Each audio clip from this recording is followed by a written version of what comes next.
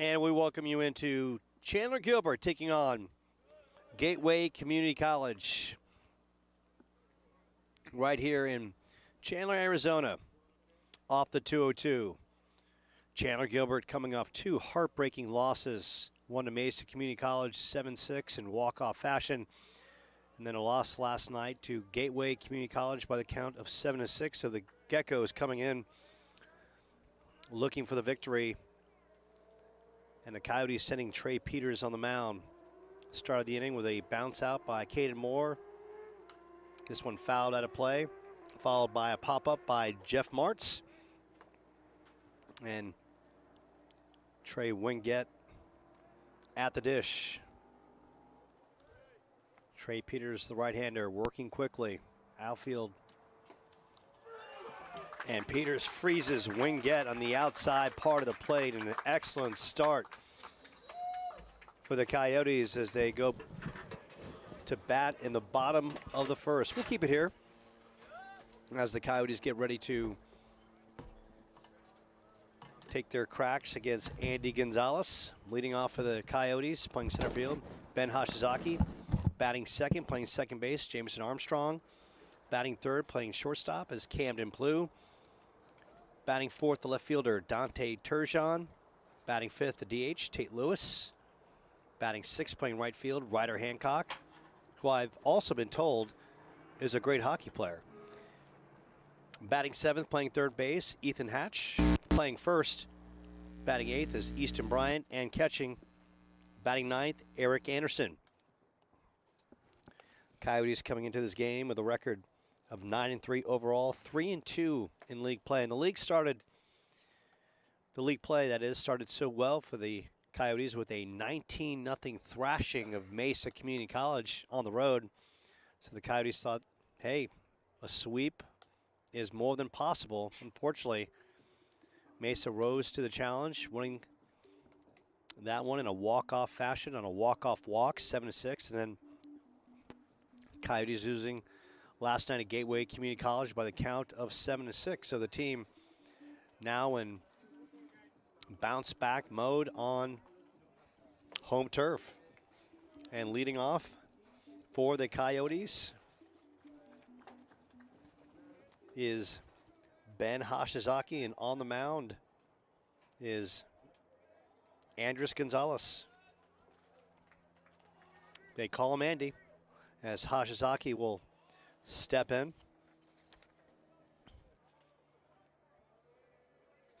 Hashizaki hitting .333, the spark plug, and takes one right off the body. And not the kind of start Gonzalez wanted to start his outing with, hitting Hashizaki in the very first pitch.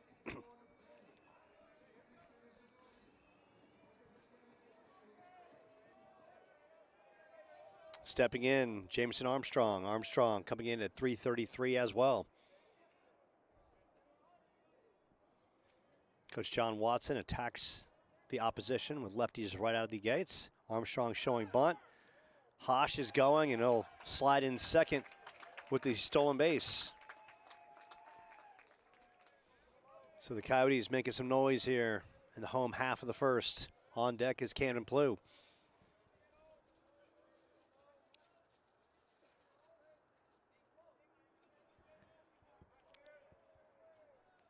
Adam Perry, as well as Andrew Fure, will be joining me on the telecast. Wind up by Gonzalez. Anxious. Squad felt it could easily be 3-0 this week. Instead, they are 1-2, and that doesn't sit well with this team that has high expectations. 2-pitch from Gonzalez.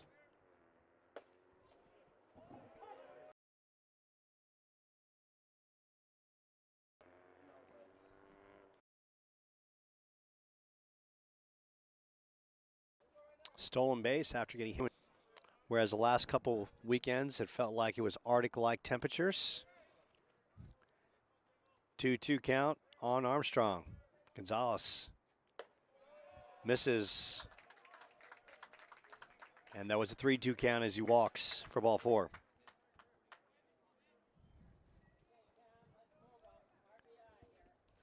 Stepping in, Camden Plew.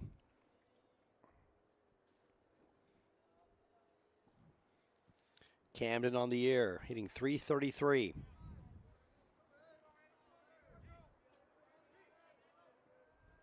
Six RBIs. Gonzalez flirting with danger here in the first. Looking back, misses way outside for ball one.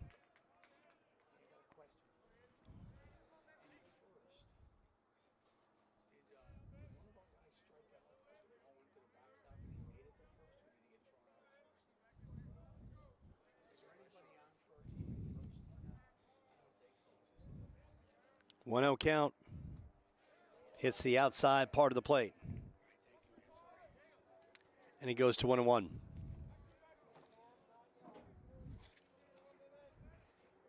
On deck is Dante Turgeon.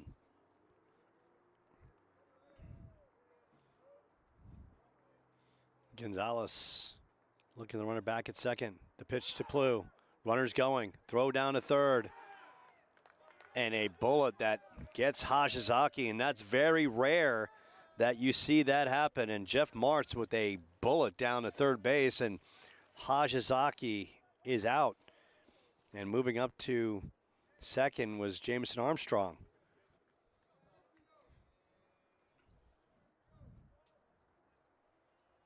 Great throw by Martz. One out here in the bottom of the first. Plew at the dish. That fastball tags the outside part of the plate, and Plew is down looking. And all of a sudden, the momentum in this inning has swung in the Geckos' way. Martz with the dagger throw to third base, and Gonzalez blisters the fastball on the outside part of the plate. Stepping in is Dante Turgeon, hitting .457 on the year. Gonzalez throws back to second. Armstrong works his way back in. There are no heavy jackets. There are no big blankets. There are no space heaters. Turgeon, 1-0 pitch. Fastball. Hits the lower part of the plate. Goes to 1-1. The best part of this broadcast is when the tag team red shirts step in. Gonzalez showing a breaker that misses on the outside part of the plate. Two young men that do such a great job handling all the baseball viewpoints. Gonzalez steps off, throws back.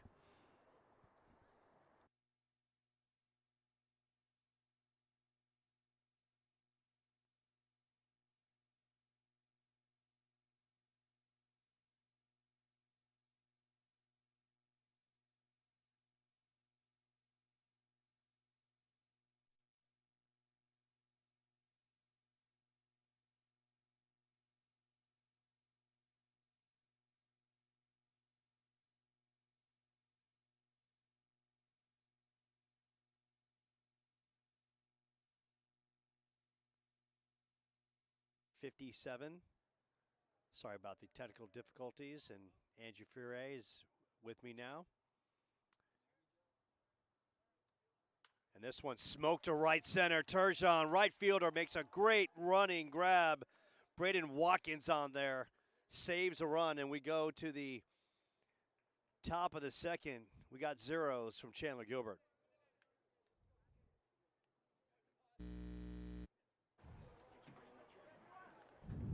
Joe, are you...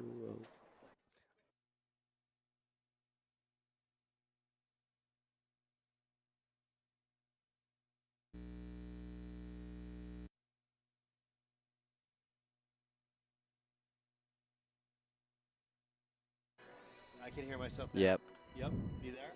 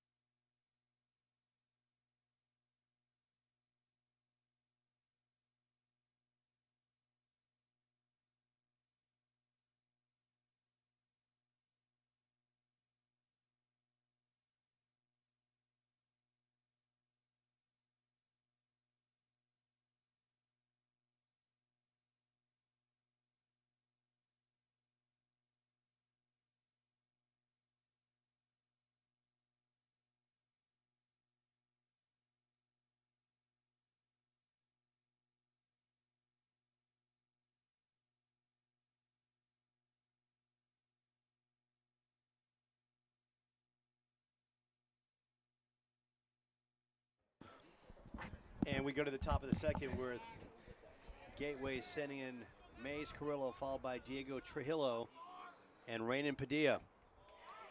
And Trey Peters winding and delivering with a nice bender. Carrillo swings through for strike one.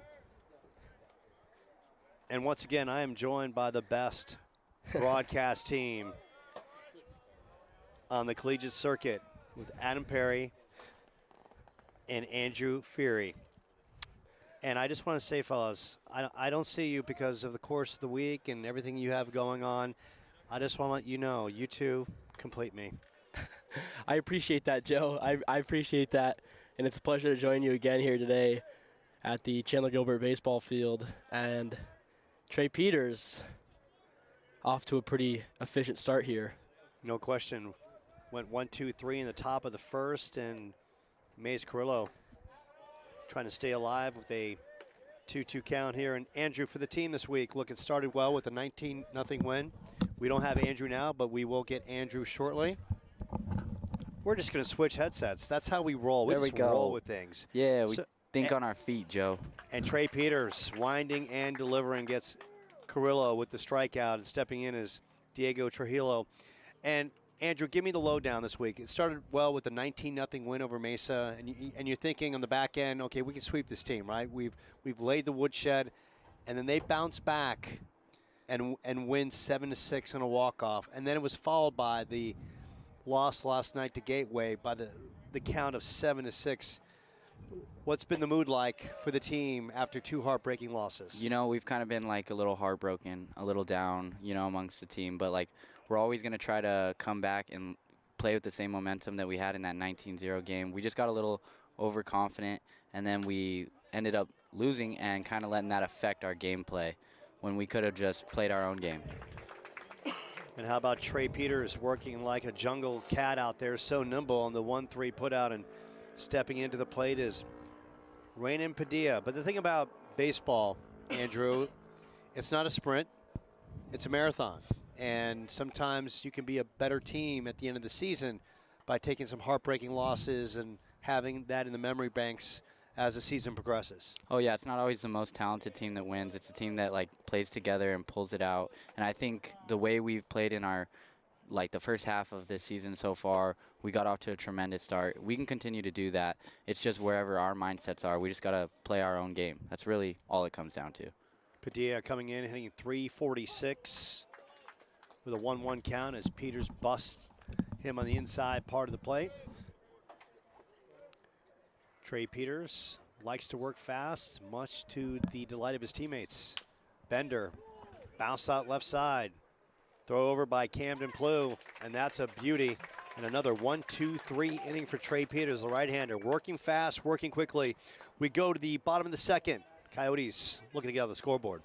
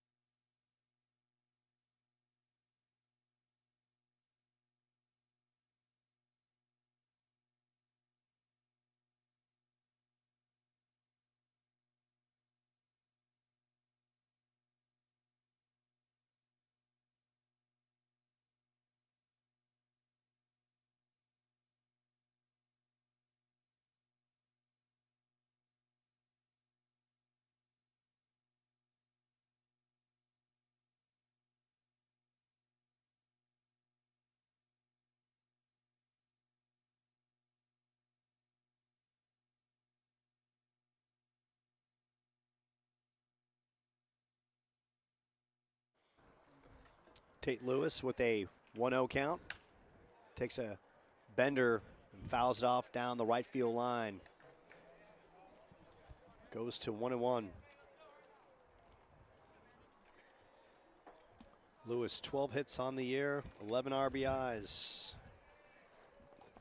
1-1 pitch from Anders Gonzalez and fouls that off. Quickly goes to 1-2. And I can't say enough about my tag team broadcast partner, Adam Perry, who literally, he's been fighting the same kind of walking plague disease that we're both battling right now. And here he is. You know, he could easily be called on the IR right now.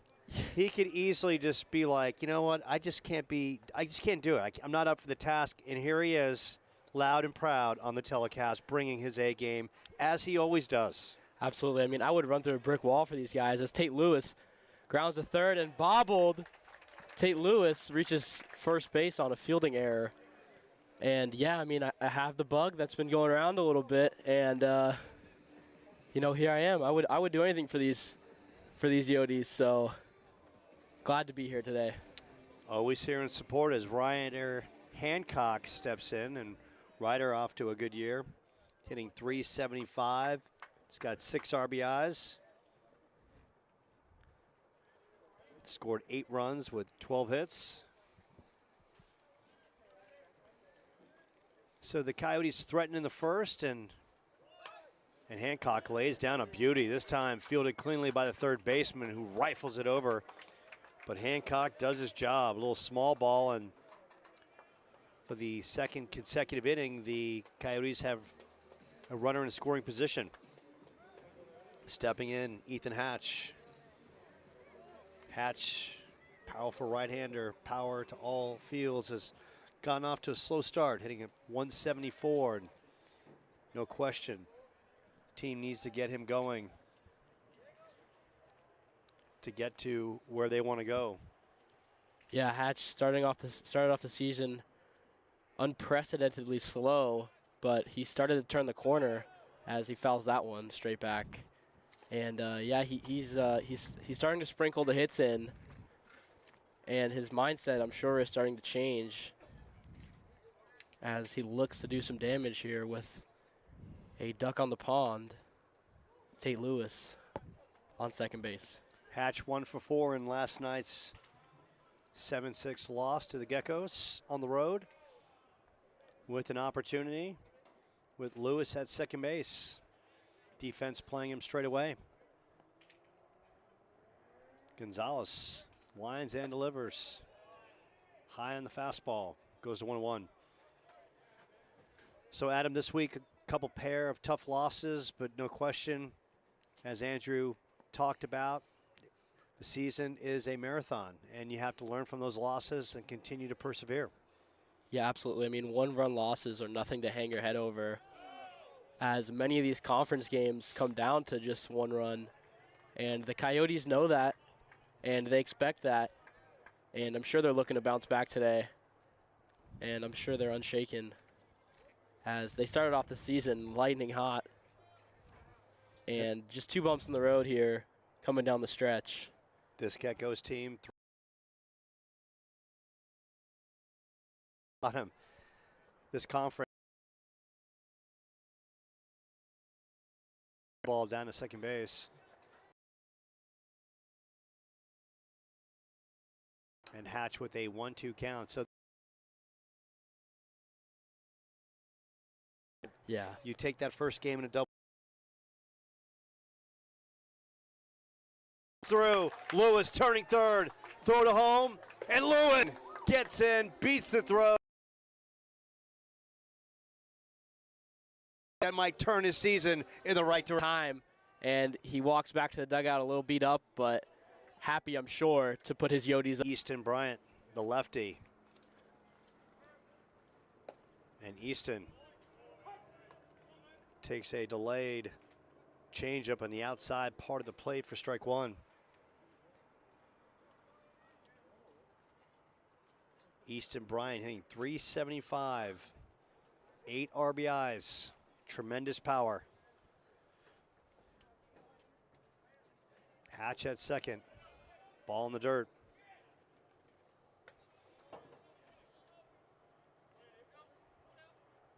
So the Coyotes, after 2 heartbreaking losses, back on home turf, and no question, plenty of eagerness, plenty of enthusiasm, knowing that they potentially gave a couple games away and can't take anything or any situation lightly.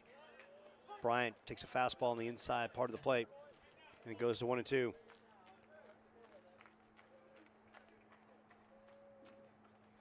So Adam, coming into this day, talking to your teammates, what was the mindset heading into this Saturday night contest? Yeah, I mean, these guys have already forgot about yesterday's game, and they're just looking to get off to the right foot here today.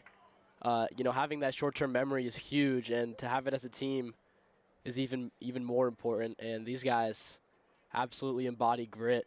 So coming off 2 back-to-back losses doesn't feel like anything to these Yotes. 2-2 pitch, fouled off to the left side. So the team putting the losses in the rearview mirror and stepping up with Trey Peters and his long locks on the mound, and Ethan Hatch with an RBI single here in the bottom of the second. And Easton Bryant with an appetite for destruction here with Hatch at second base. 2-2 pitch. That sails way outside. It goes to 3-2. On deck, Eric Anderson.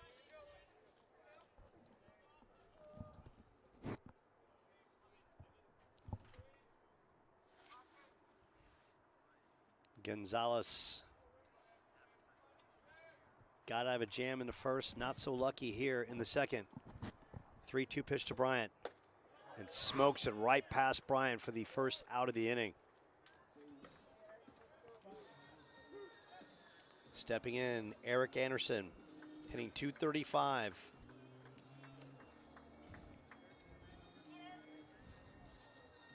Did not play in last night's road loss.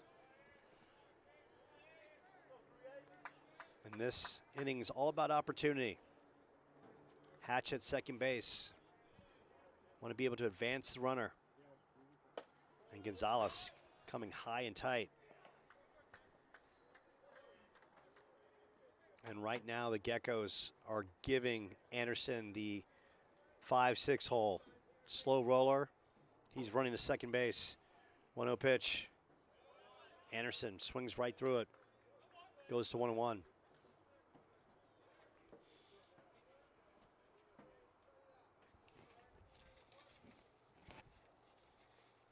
Anderson might not be off to the hottest start here on the hitting side of things, but he's been an absolute staple on defense for the Coyotes, and his offensive approaches has been improving game to game as he takes one there, and taking off is Ethan Hatch, safe at third base, beats the throw, and just like that, Eric Anderson, his job just got a little bit easier.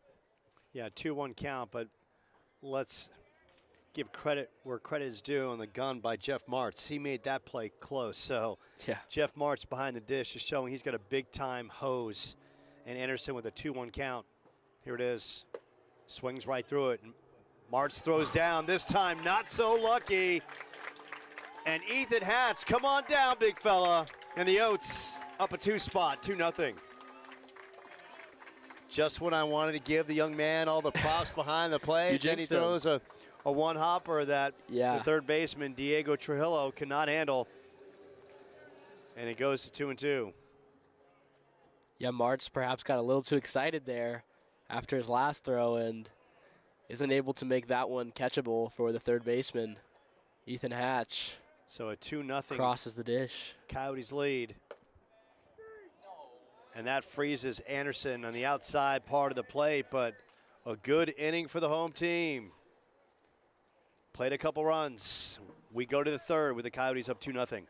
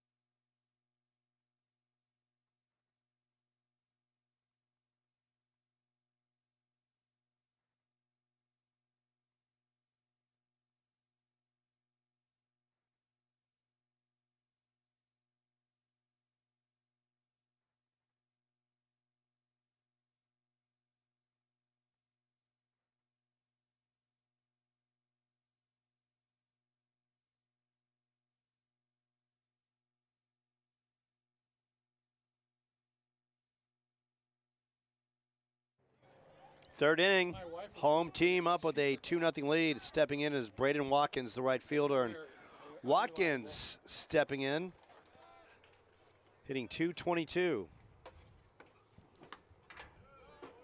This Gecko squad coming in with a team batting average of .281. They've scored a little over 70 runs with 3 home runs, on base percentage of .386.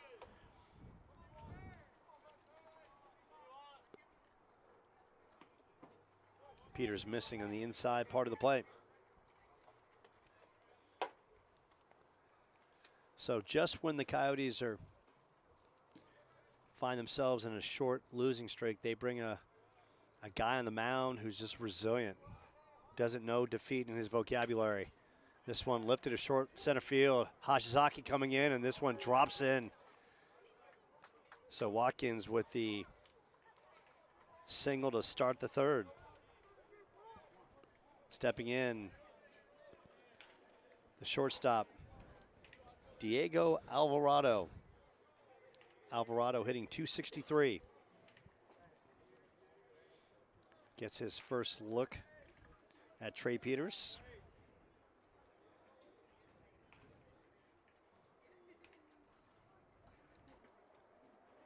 This one bounced in the 6 hole. Camden Plew, great play by Camden Plew. By no means an easy task. But it looked like Alvarado beats the throw. So a little cue ball shot to center field to start, and a little slow grounder in the 6 hole, and the Geckos making some noise here in the third. Dominic Castle stepping in as this one almost gets away. Anderson fires a dart. Runner was not going. Dominic Castle, the team's leading hitter. Not many at-bats, hitting .429. The left fielder with an opportunity. Coyotes playing straight away, shortstop, trying to keep the runner back at second. Peters, Castle misses on the bunt attempt.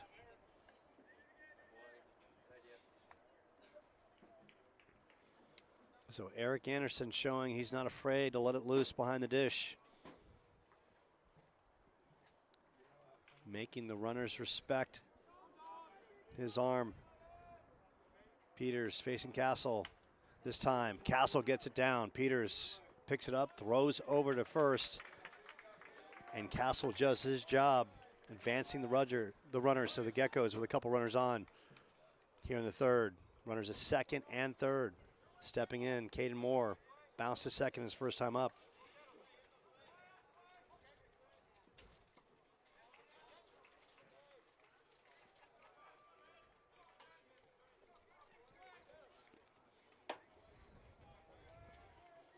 Peters working quickly.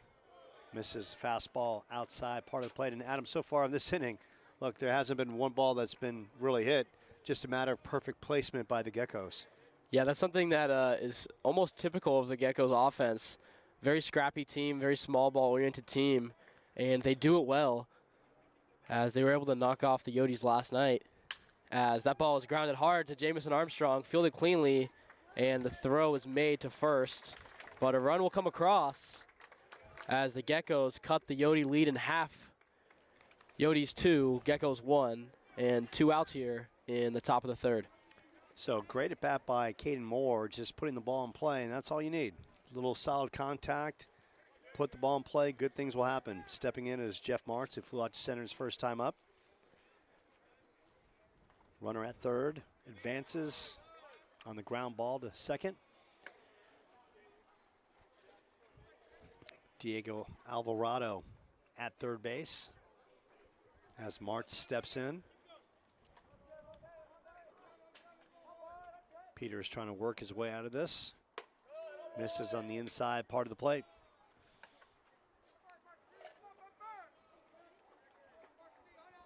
Coyotes with 2 in the bottom of the second. Geckos responded with 1 here in the third. Good crowd on hand for a beautiful night here in Chandler, Arizona. And that pitch misses high and over the head of Martz at the dish. Yeah, that slider for Peters has slipped out a couple times, buzzing hitters in, and that one behind the head should be a wake-up call for Peters to perhaps make the adjustment, which I know he's capable of. And As this that one, ball is skied straight back. so Martz had the green light, fouls it straight off. Coyotes playing Martz straight ahead. 2 outs here, runner at third. Peters getting the sign from Eric Anderson. The one bounce. This one scorched down the left field line, and this one is going to drop in. Martz, a 2-out base knock. He goes in, stand-up double, and this one is tied at 2. The bender on the inside part of the plate, Adam, and that one didn't break in the right place. Yeah, Martz able to perhaps rectify his mistake last inning on the throwing error, and that's a big-time double for the Gecko, as Trey Peters now finds himself in a bit of trouble here in the top of the third, but nothing that he's unfamiliar with. And this season, Trey Peters has been pretty dominant. Through 14 innings, he's averaging 13.5 K per 9 and sporting a 3.21 ERA. So pretty solid numbers for Peters, but the thing that shines through the most is he's only allowed 2 walks. And allowing 2 walks in 14 innings is absolutely stellar. You know, limiting the free bases that you give away to the other team is absolutely essential if you want to have a good outing as a pitcher. Trey Wingett steps up, and make no mistake, that ball that was last hit, that was the hardest hit ball in this inning. The other 2 were cue shots, and that ball scorched. Wingett shot in the right center field gap. Turning the corner is Martz, and Martz stands up, and the Geckos now go up 3-2. And make no mistake, Trey Wingett all over that, a bullet to right center. Did not miss on that bender, and that was just a laser in the right center field gap. Yeah, the exit velo on that ball was 98 miles an hour. So it's safe to say he got just about all of that one. Stepping in, Mays Carrillo, Kate, his first time up. And all of a sudden, that Geckos bench, all kinds of fired up. So Martz and Wingett with back-to-back RBI base knocks. Geckos putting up a 3 spot here in the third. Trey Peters. And this one lifted to center. Hashizaki coming in and makes the catch. But plenty of damage in this one. 4 hits, 3 runs. Coyotes coming to hit in the bottom of the third, trailing 3-2.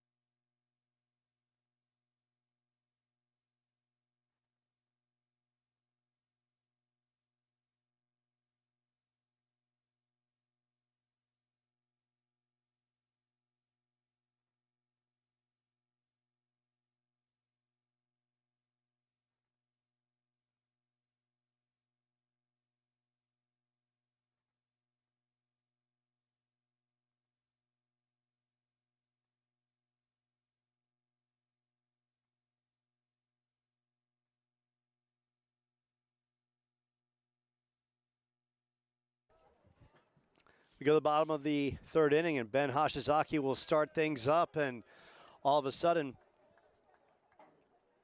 The Coyotes trailing this pesky Geckos team 3-2.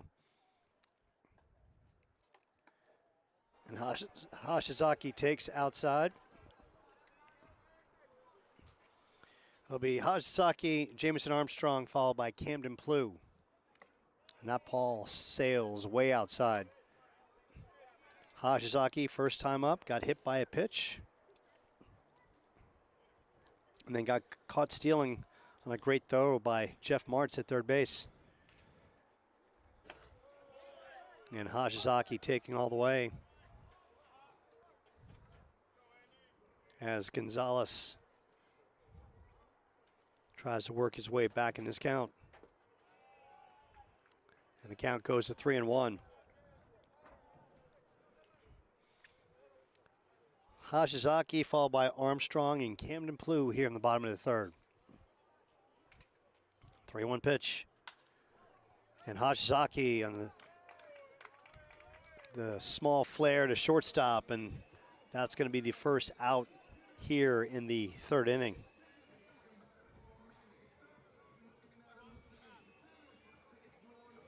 Jameson Armstrong walked his first time up. Coyotes had some base runners in the first, but could not capitalize.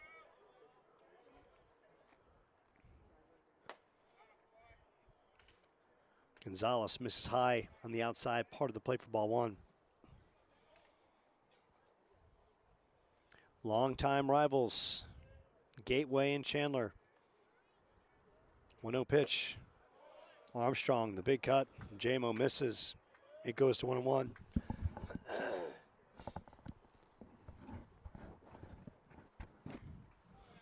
Gonzalez labored through the second inning, giving up a couple runs. Armstrong shows bunt. Couldn't get it down. It goes to 0-2.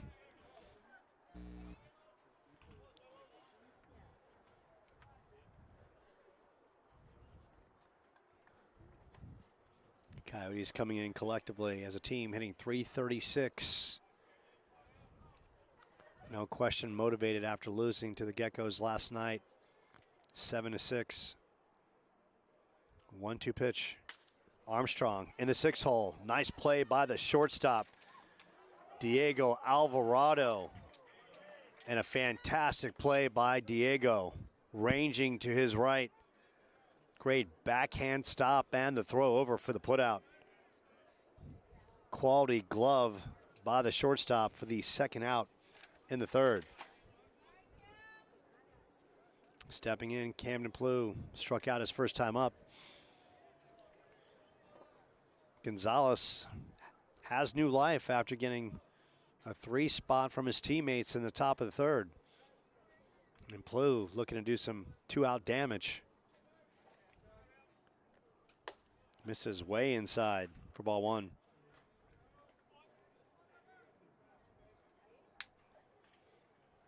On deck, Dante Turgeon. This one sky to right field. Right fielder coming in and making a play is Braden Watkins, and that is going to do it for the Coyotes in the third. 3 up, 3 down. We go to the fourth. Geckos with a 3-2 lead.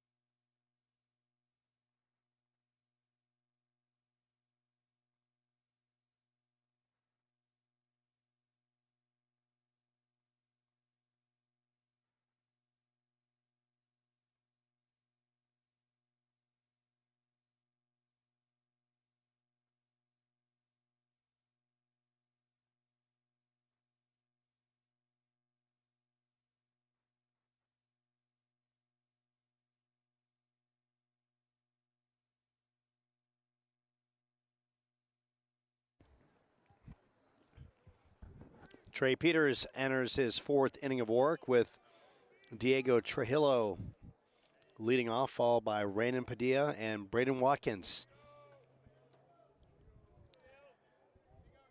Trey gave up 3 runs on 4 hits in the 3rd, and this one is smoked to left field, and a great start by the Geckos here in the 4th as Trujillo smacks a bender on the outside part of the plate. And right now, Adam, give us a sense. It seems like right now the Geckos are starting to size up Trey a little bit on his pitching, on his location. So what do you expect, maybe some changes here and how to attack the Geckos moving forward? Yeah, I mean, if you're Trey Peters, you really got to look at what the Geckos have been successful at hitting so far tonight. And it's mainly been his fastball or his slider if he gets lazy with it. So some keys for Trey Peters here would be maybe a bit finer location on the fastball. Don't leave it as high. And for the slider, don't get lazy with it and make sure it stays tight. And Trey Peters, always calm and composed. I'm sure he knows that he has to make these adjustments against the Gecko lineup. And he's taking his time in doing so. Padilla grounded out his first time up to shortstop. Runner at first. Runner faked. And Peters gets the call. So this Geckos team, and Padilla with a 1-2 count. As Peters looks for the first out here in the 4th. 1-2 pitch. Runners going, fouled off to the left side, and we'll do it all over again.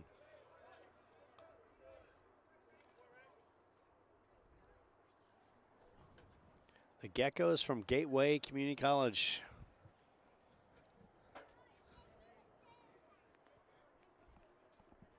With the early silo taking the first matchup between these two teams. 1-2 pitch. This one fouled off straight back. Give the Geckos some credit as well. They put the ball played. Last 3 or 4 at bats, they've hit some lasers, and now they're working Peters, getting him deeper in the counts and fouling some pitches off. 1-2 pitch. Swings right through it. Throw down to second base.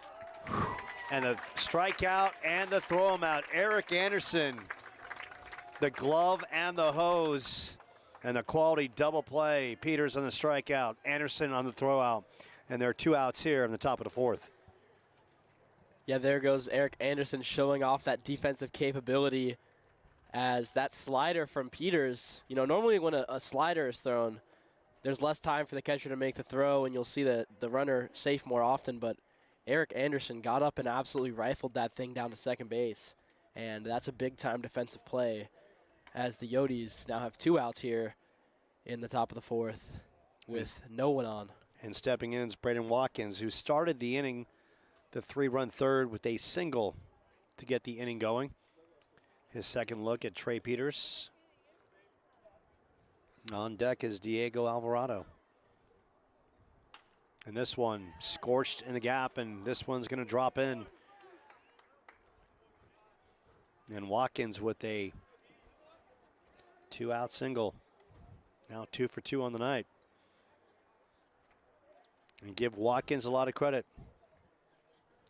Scorched on my part was a little bit of an overstatement. Watkins now on with a couple cue ball shots to left field, but you know what? In the box score, fellas, they all look good. Right, and the Geckos know that. I mean, that's really their game, only having 4 home runs so far in the season. And they love their small ball, man, so those hits are absolutely textbook. Alvarado takes a fastball on the outside part of the plate.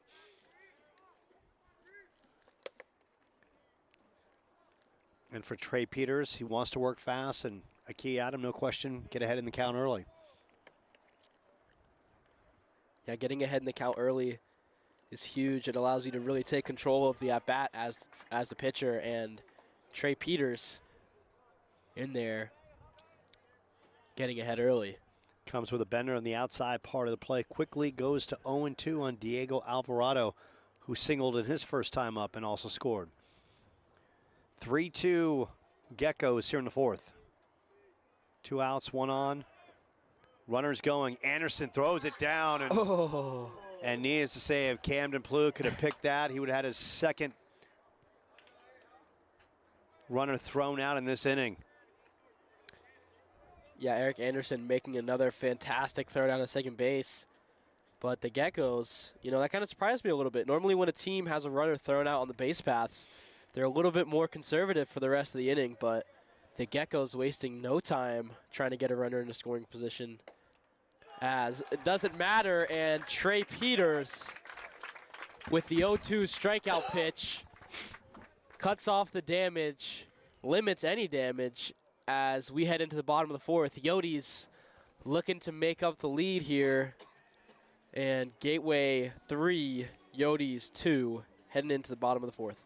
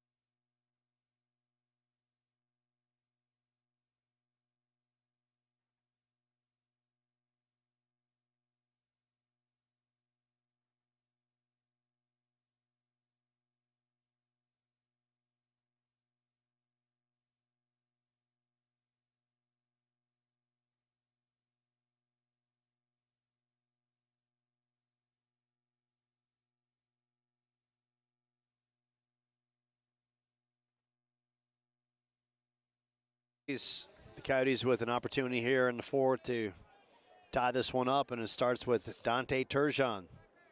Team's leading hitter coming in, lined out to right his first time up. Takes a fastball on the inside part of the plate from Gonzalez to start his at bat.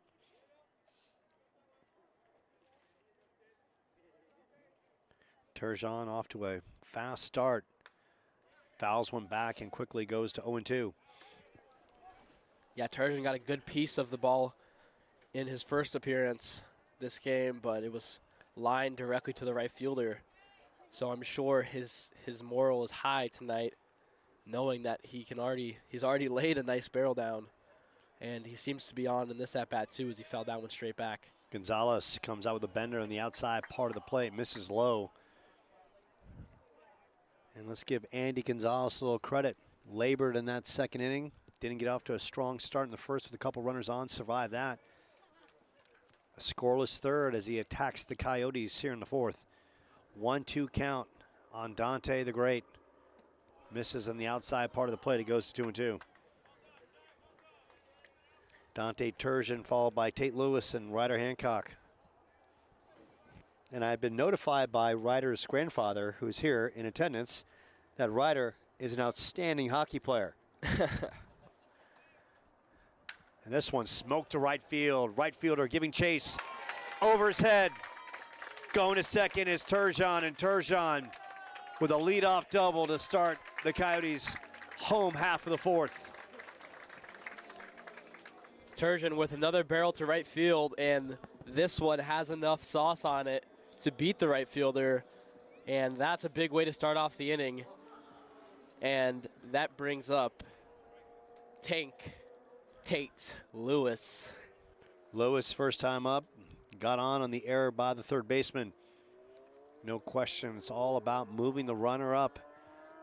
Lewis with a huge hole in that right side. Gonzalez looking the runner back. First pitch, and steps off and throws a cue ball down to the second baseman.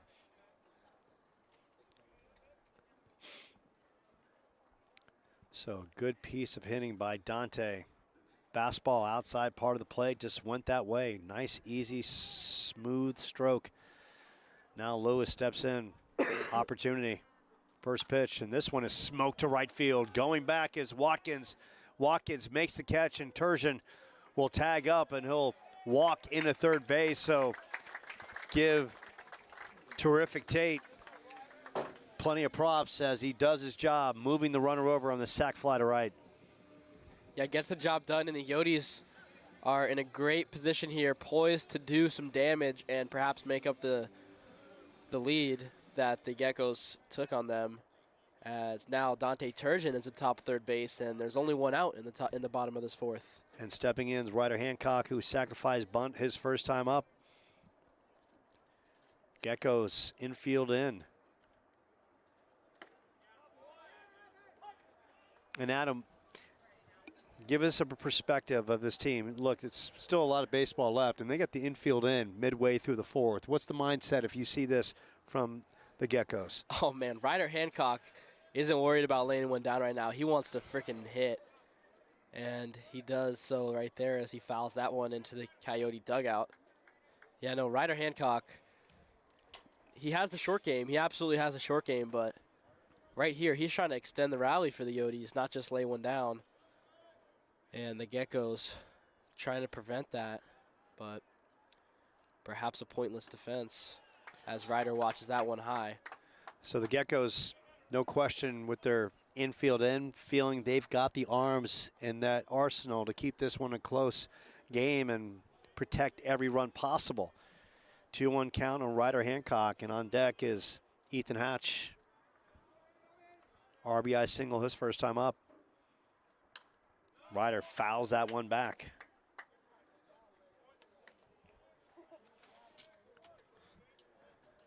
So the Geckos from Gateway Community College winning the other night 7-6. Coming across town here in Chandler with a 3-2 lead. Ryder Hancock smokes one to right. Come on down, Dante Turgeon. And the right fielder misplays it. That ball's going to roll to the wall, and Ryder Hancock, showing off the wheels, is standing atop third base with that RBI triple. And just like that, the Coyotes have made up the run differential, and we're all tied up at 3. Ryder Hancock smokes an inside fastball to right field. Braden Watkins misplayed it, and Dante scores, and we are even Steven at 3 apiece. Ethan Hatch singled his first time up. RBI. Curveball outside part of the plate, misses for ball 1.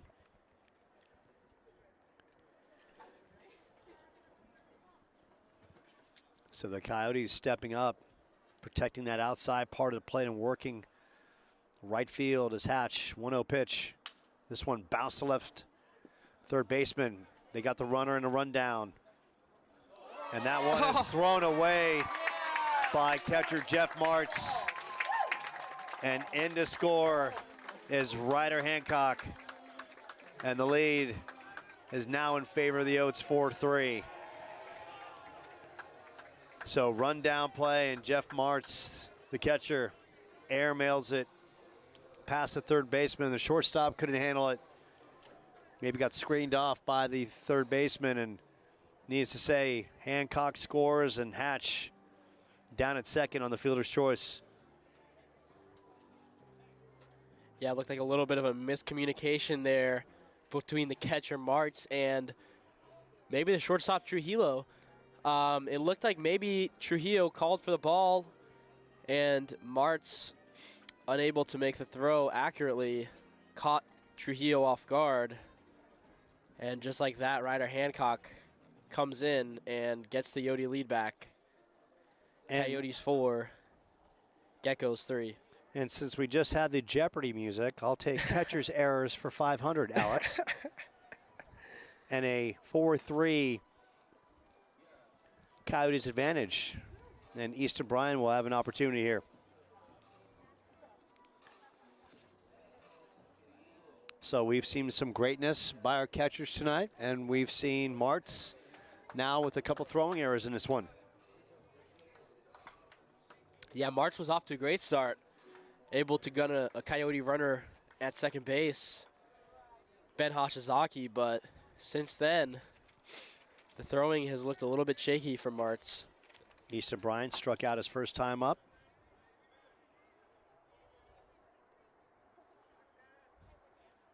With Hatch down in second. Fastball misses low and inside.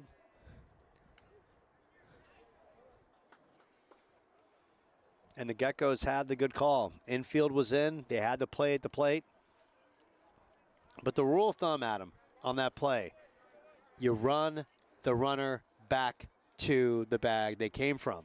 Yeah. Too much room in that throw, you know.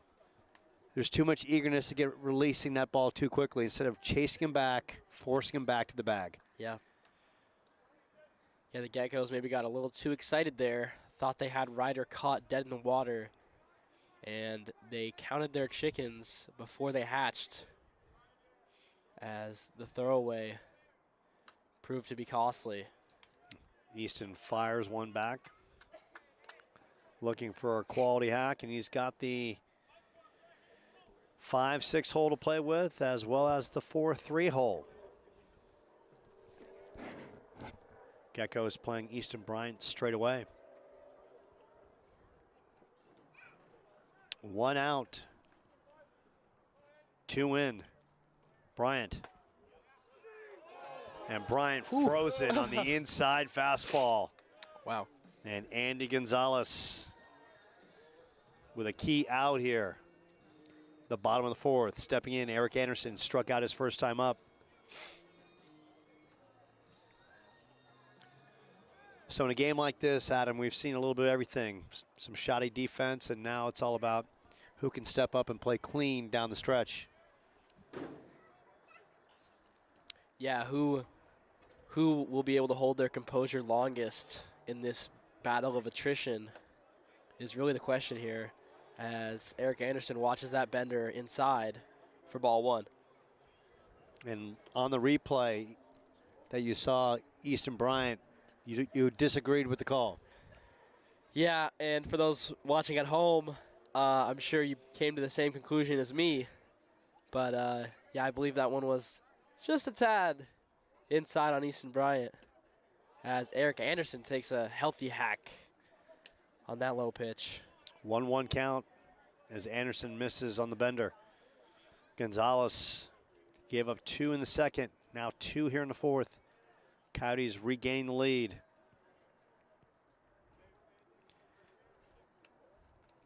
Ethan Hatch down at second base. That misses way inside. Goes to 2-1. On deck, Ben Hashizaki.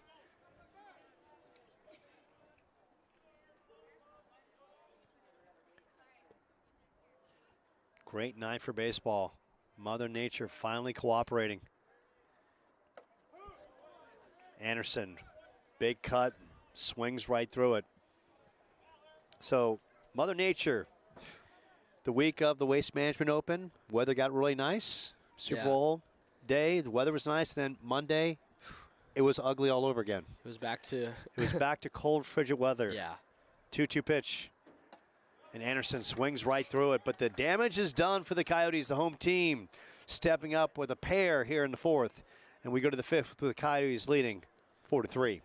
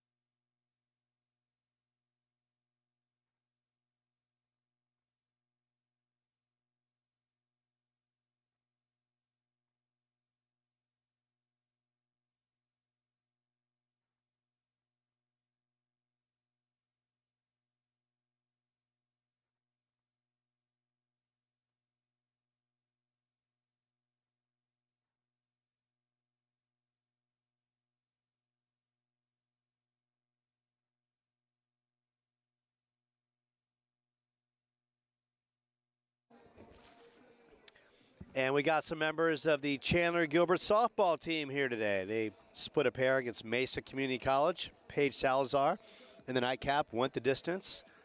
Complete game, 5-4 victory. The lefty on the mound did a nice job. Brandy Ayala with a game-tying base knock in the 6th, and then Salazar hit a ground ball, error by an infielder that brought in the go-ahead run. So Coach Norris and the squad get the split. They're now 5-3 in conference play. Tuesday, they take on Yavapai College right here on Chandler-Gilbert. And stepping in is Dominic Castle for the Geckos. Sacrifice bunt his first time up. Trey Peters winds and delivers. This one fouled straight back. Adam Perry is tall, but not that tall on that foul ball. And it quickly goes to 0-1. Trey Peters had a bit of a shaky third, allowing 3 runs over 4 hits, but has seemingly reeled it in as once again he's off to an early lead in this count, now 0-2. And Trey Peters looking confident on the mound once again. Castle followed by Caden Moore and Jeff Martz, the catcher. And the first couple balls in that 3-run third weren't hit hard, and then as the inning progressed, the Geckos were teeing off just a tad. Yeah. But right now, Castle with an 0-2 count as Trey Peters looks for a quick first out in this top half, and then it's fouled off. Comes with a bender on the inside part of the plate. Yeah, unfortunately for Peters, none of these Geckos are really easy outs. They really fight until you put them away or they put a ball in play. And give Trey Peters a lot of credit. He followed that 3-run third he gave up with a scoreless 4th, and now he takes aim here in the 5th.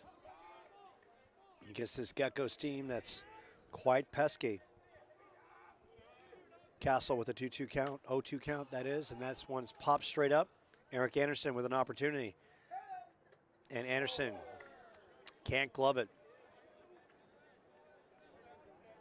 And that's a tough play by Anderson, whereas maybe the first baseman should have called him off with a better angle. Yeah, perhaps the third baseman, perhaps the first baseman had a better angle coming in on that ball rather than Eric Anderson, who was tracking it kind of backwards there. But regardless, Eric found the ball in his glove but was unable to squeeze the mitt in time, and that one pops out. 0-2 pitch. This one bounced to short. Cameron Plew, good hop. Plew fires a bullet over, and it doesn't matter anyways. A 6-3 put out as Caden Moore steps in. Bounced out to second in the first, bounced out to second in the third. And we kind of talked about the defense in this one on both sides. It seems like whoever's going to win this game has got to tighten up and play a little cleaner down the stretch. Right.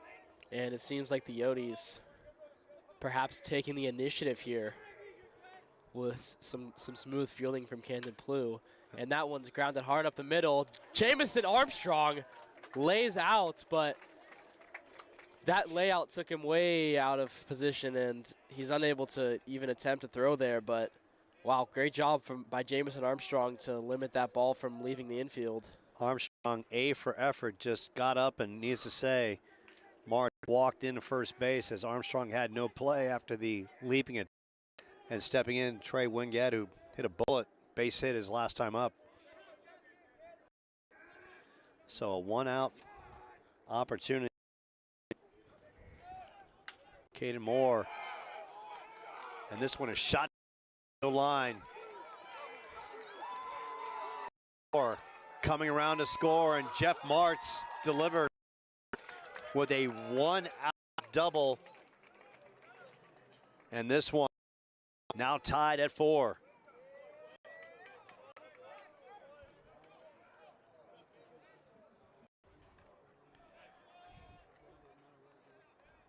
Jeff Martz coming through. His ace knock of the night. And Waddy will take to the mound. The Coyotes bullpen is silent So perhaps just giving the starting pitcher some words of encouragement here as we go to a quick break in the action.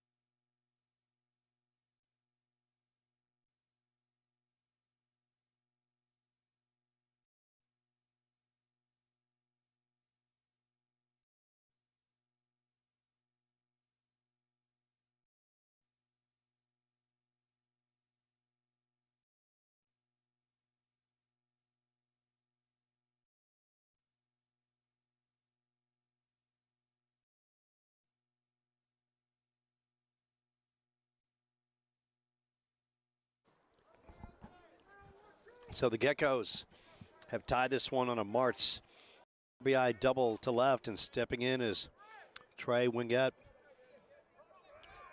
Base knock, his first time up. That was hit very hard. Curveball outside part of the plate for strike one. And Trey hasn't been as sharp at him tonight as we just spoke of. Yeah. Trey, maybe not in his best form tonight as that slider slips out of his hand yet again. And Trey's biggest issue so far tonight is just leaving the ball where he shouldn't. And, you know, the Gecko hitters have been taking advantage to the best of their ability. Perhaps not driving every ball, but putting the bat on the ball, and it's causing some problems for the Coyotes here as they're falling in for hits. As Peters steps off and pumps a throw to second base.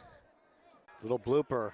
Armstrong going back, and J-Mo running, and with the running rawhide. J-Money. I mean, that kid makes the most athletic plays I've ever seen, and he does it on a consistent basis. The Coyotes definitely glad to have him on the roster. And into the bottom of the fifth we go, as this game is all tied up at 4, and the Coyotes heading into the bottom of the fifth are going to look to pull away here.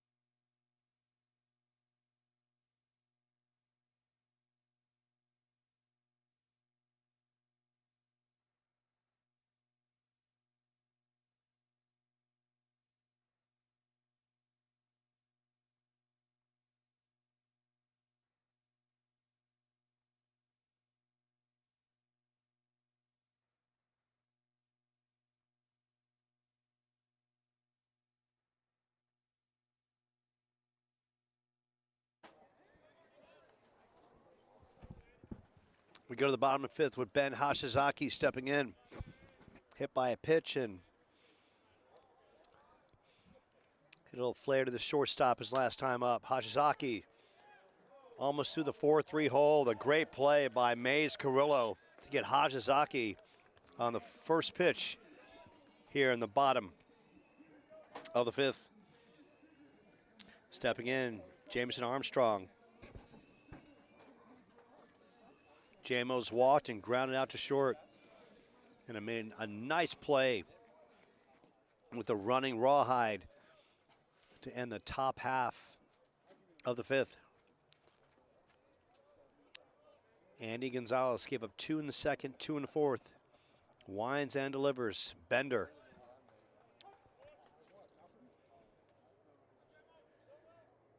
Armstrong takes that for strike one.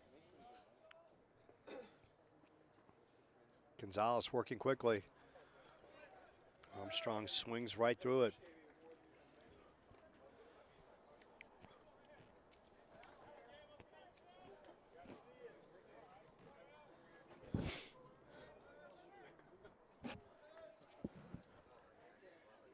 Armstrong trying to protect the plate, and he gets plunked on a bender on the inside part of the plate and will walk down to first base. And that'll leave a mark as Camden Plew checks in.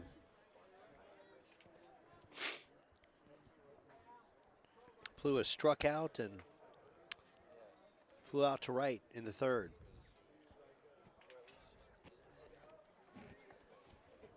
Camden looking to put some quality contact and make this inning go for the Coyotes in the home half of the fifth.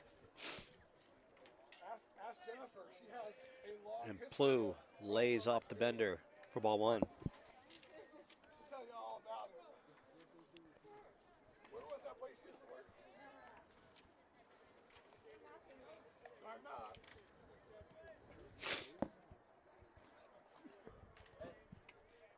Gonzalez, 1-0 count to Plew. Throws over to third base, almost throws it away.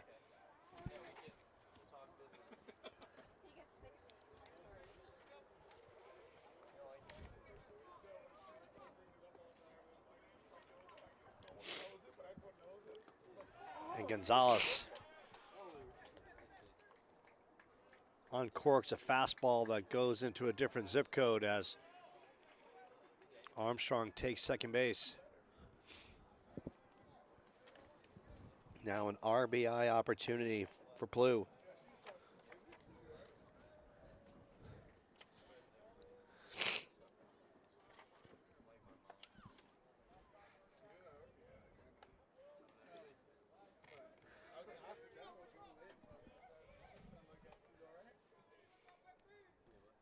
Plew, count in his favor. Armstrong at second base. This one skied out of play. So after tonight, Tuesday, the Coyotes back here taking on Scottsdale Community College. First pitch at 3, then they go to Scottsdale Community College on Wednesday. Followed by a trip to Paradise Valley Community College. Actually, they host the Pumas here on Friday and then go to Paradise Valley Saturday at noon.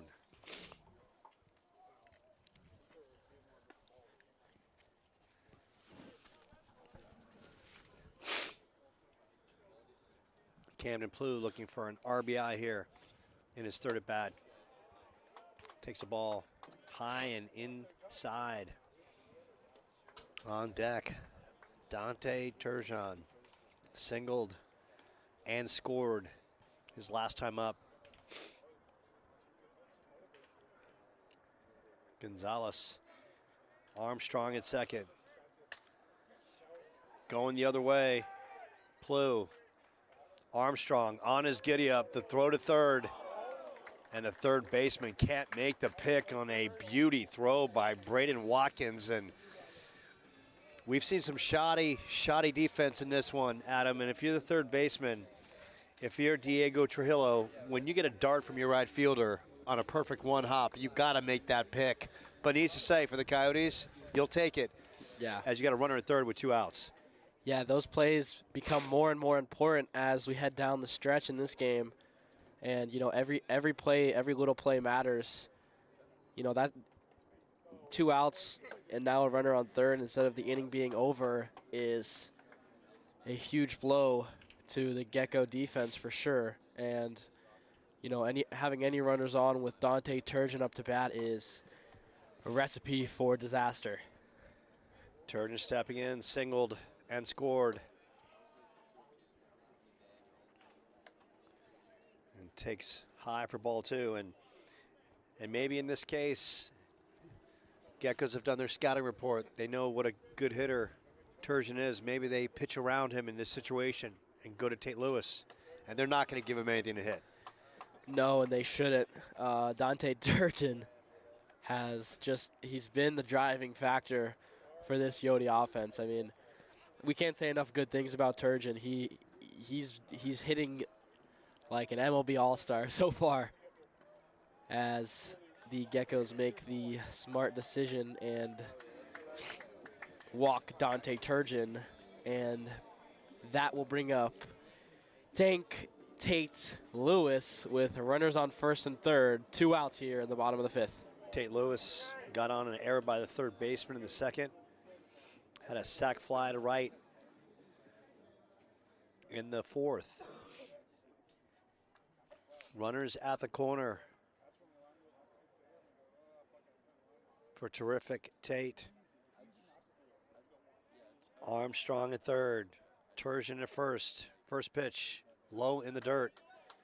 Good block by Jeff Martz.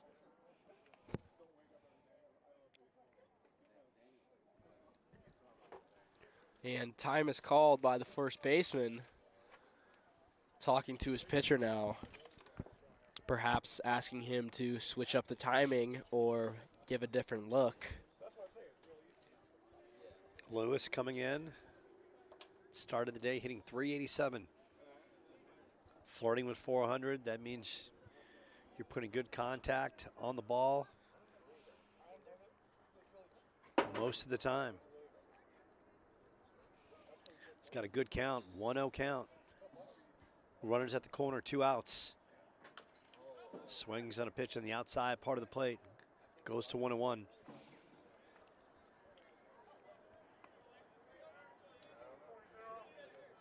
We are knotted at 4. Coyotes with 2 in the second. Geckos with 3 in the third. That misses low. Coyotes with 2 in the 4th, and the Geckos with 1 in the 5th.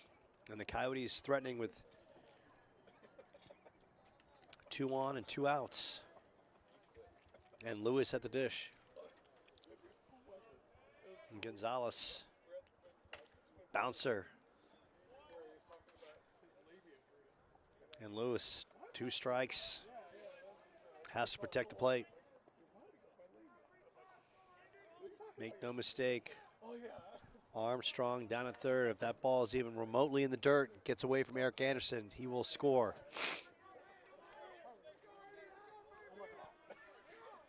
That Geckos bench ruining Andy Gonzalez on. 2 strikes. Pitch. This one bounced to the right side. Great play by Mays Carrillo. And that will do it. Carrillo showing his range yet again. The Coyotes strand 2. And we go to the top of the 6th. We are knotted at 4.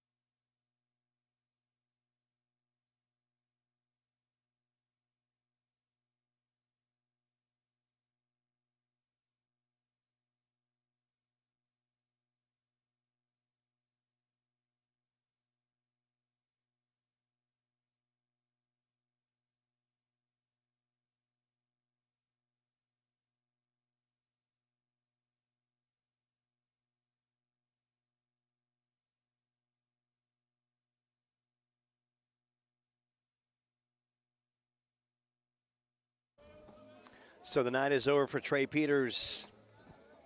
His line score. He goes 5, giving up 4 runs on 7 hits. And stepping in is Jimmy Buell, the hard-throwing right-hander. Buell taking aim at Diego Trujillo, Raymond Padilla, and Braden Watkins to start the 6th. And there's that power slider from Jimmy Buell making its early appearance, which ranges anywhere from 81 to 84, which has been his most devastating pitch so far this year. 1-1 pitch. Buell to Trujillo. Misses outside. Goes to 2-1.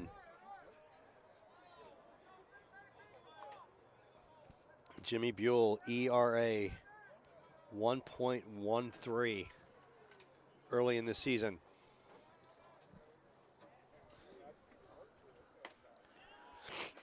And hits that outside part of the play with the blistering fastball to go to 2-2.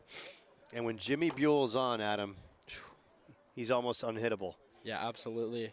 And he's been on in just about all of his appearances for every pitch so far this season, and he's wasting no time getting back to his dominant behavior, as that slider is barely fouled off by the hitter number 3, Diego Trujillo. And that was just a nasty bender on the outside part of the play. Trio just got a piece of it. And it goes to 2-2 as Jimmy Buell locks in on Eric Anderson. 2-2 pitch to start here in the top of the 6th. Here it is.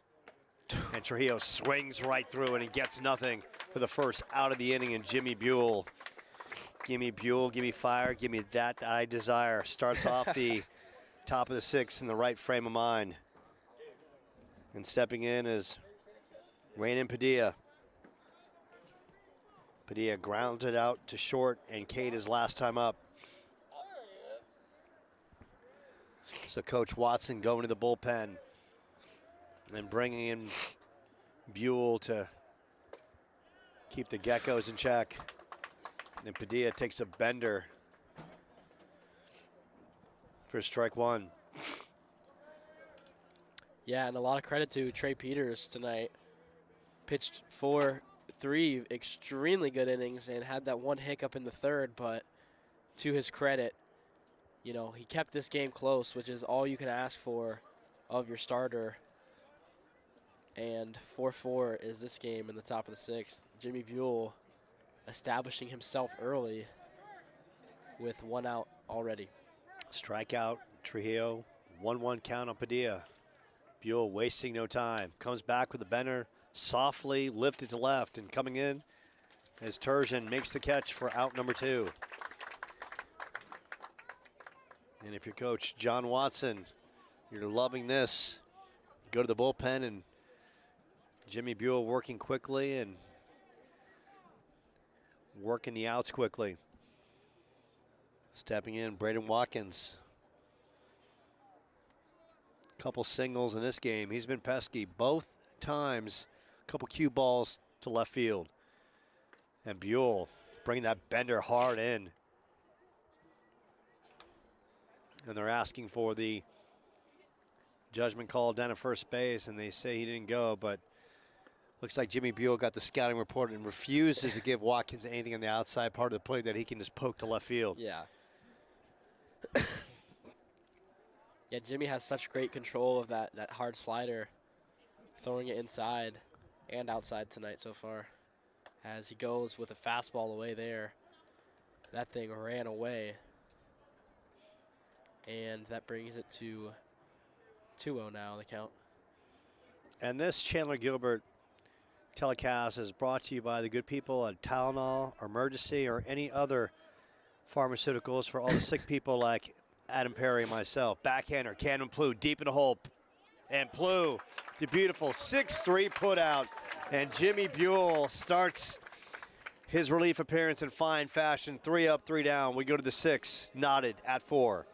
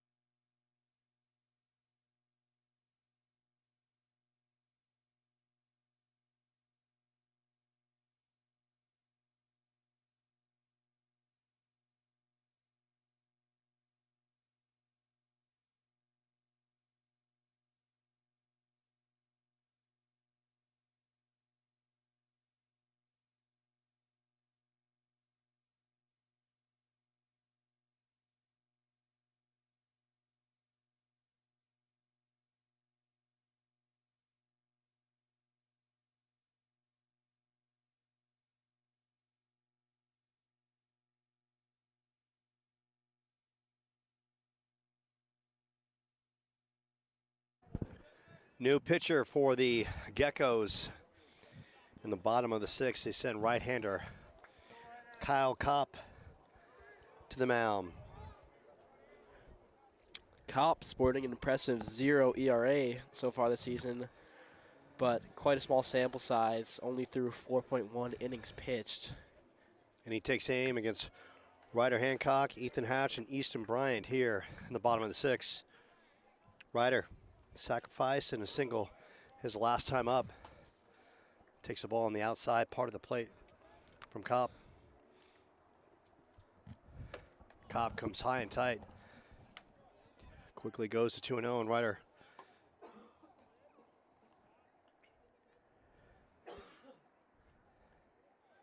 Kyle Kopp in relief of Andy Gonzalez.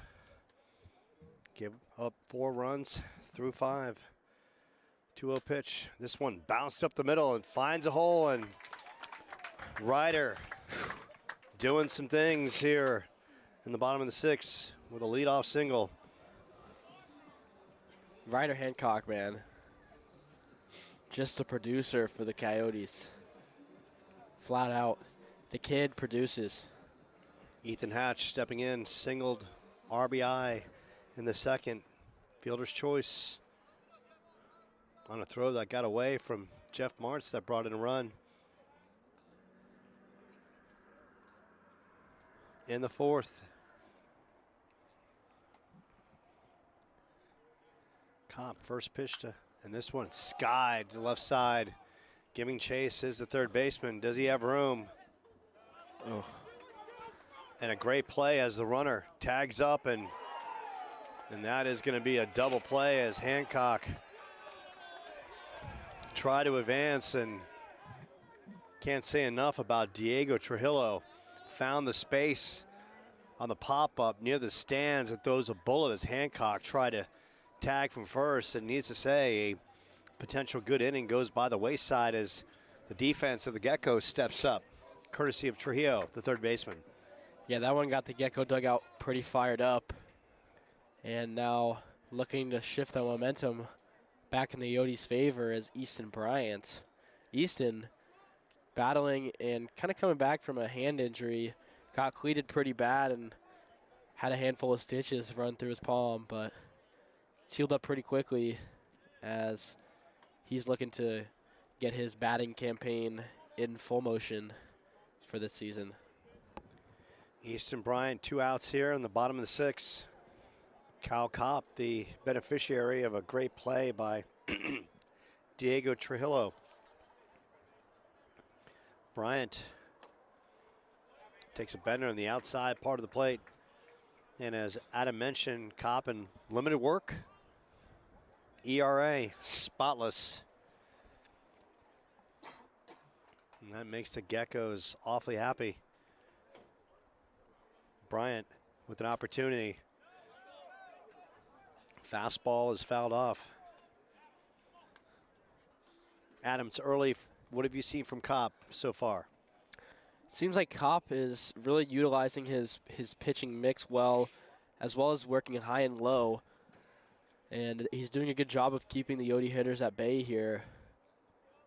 But Easton Bryant is looking to perhaps throw that rhythm off with 2 outs here in the bottom of the sixth. Bryant frozen an inside fastball, and Kopp does his job. Retires the Coyotes 1-2-3. We head to the seventh, knotted at 4.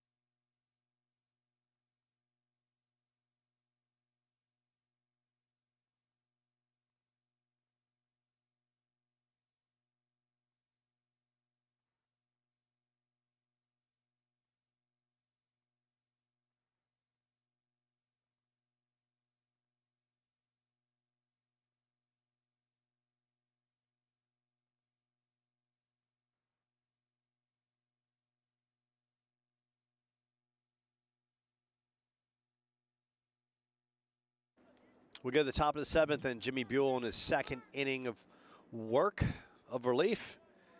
Trey Peters, solid outing, and Jimmy Buell came in the 5th.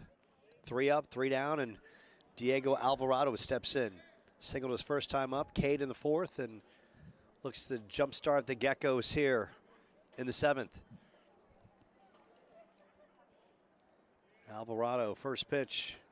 Bender inside part of the plane. Just a nasty break from Jimmy Buell, no question. That arsenal is nasty. Might have crossed off the catcher Eric Anderson there, though, as he goes out to talk to his pitcher. And Eric Anderson didn't even get a glove on that one. Bounced off the umpire's foot. Nasty from Jimmy Buell nonetheless. And 2 things we know about in life. Don't cross the streams in Ghostbusters. Don't cross up your catcher on the mound. Yeah. We have some experience with that one up here in the booth. Yeah. 1-0 count to Alvarado. Jimmy B fires. This one bounced to short. Cam DePlew moves to his left, throws over and fires a bullet. Easton Bryant on the other end. Quickly 1 out here in the top of the 7th. Stepping in, Dominic Castle. Sacrificed his first time up. Bounced to short in the 5th.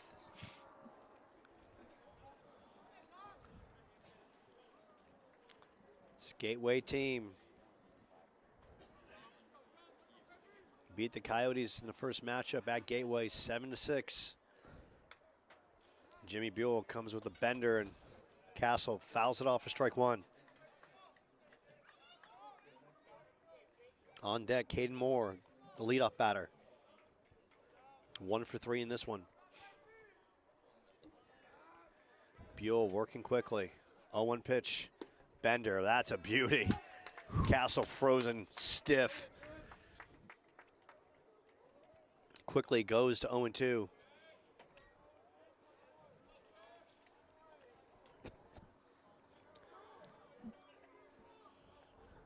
Jimmy B fires. Bender, and Castle can't handle it. Throw down to first base, and Castle 3 pitches, go back to the bench. Stepping in is Caden Moore.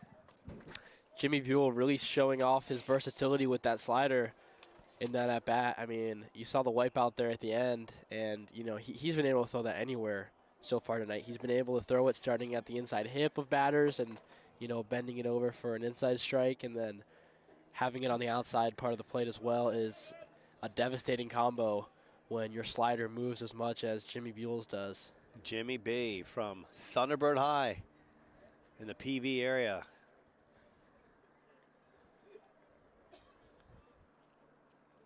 The sophomore now taking aim at Caden Moore. 1 for 3, singled his last time up. We are in the 7th, knotted at 4.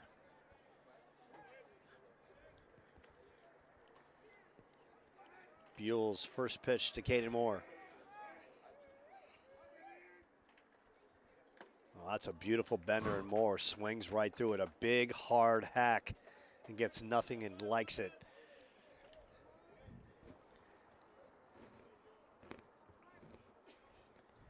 Standings oh so tough in the ACCAC.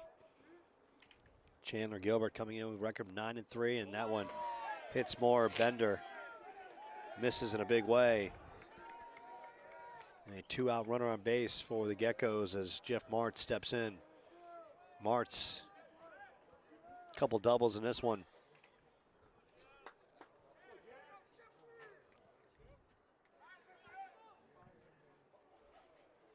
Looking to make out some 2-out noise for the Geckos.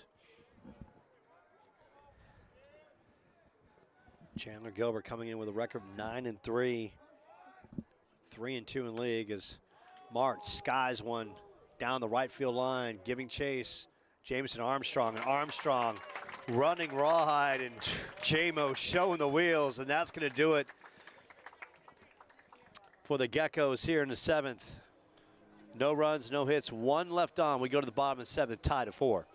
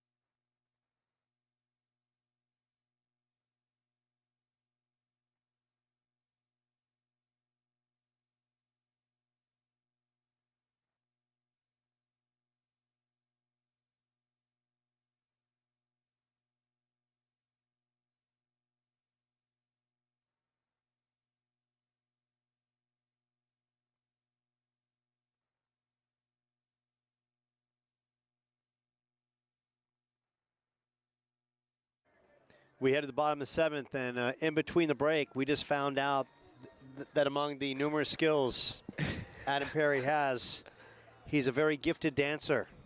I appreciate that, Joe. And he was rocking his Coyotes groove on with his fellow Coyotes in the corner of the press box area. And my thoughts are, if you're good at something, don't be afraid to flaunt it. And Adam Perry was absolute best. And this one is lifted deep right center, going back at the wall. And staying at first base is Eric Anderson, who should be at second base right now. That's a long, strong single. My goodness. And Anderson somehow ends up at first base with a leadoff single, but a good start. But no question, Anderson should be at second base, but a good start for the Coyotes here in the bottom of the 7th. And into pinch run. Amir McGee. And a shout out to the good people of Philadelphia for the Fighting McGees. Our Philly family.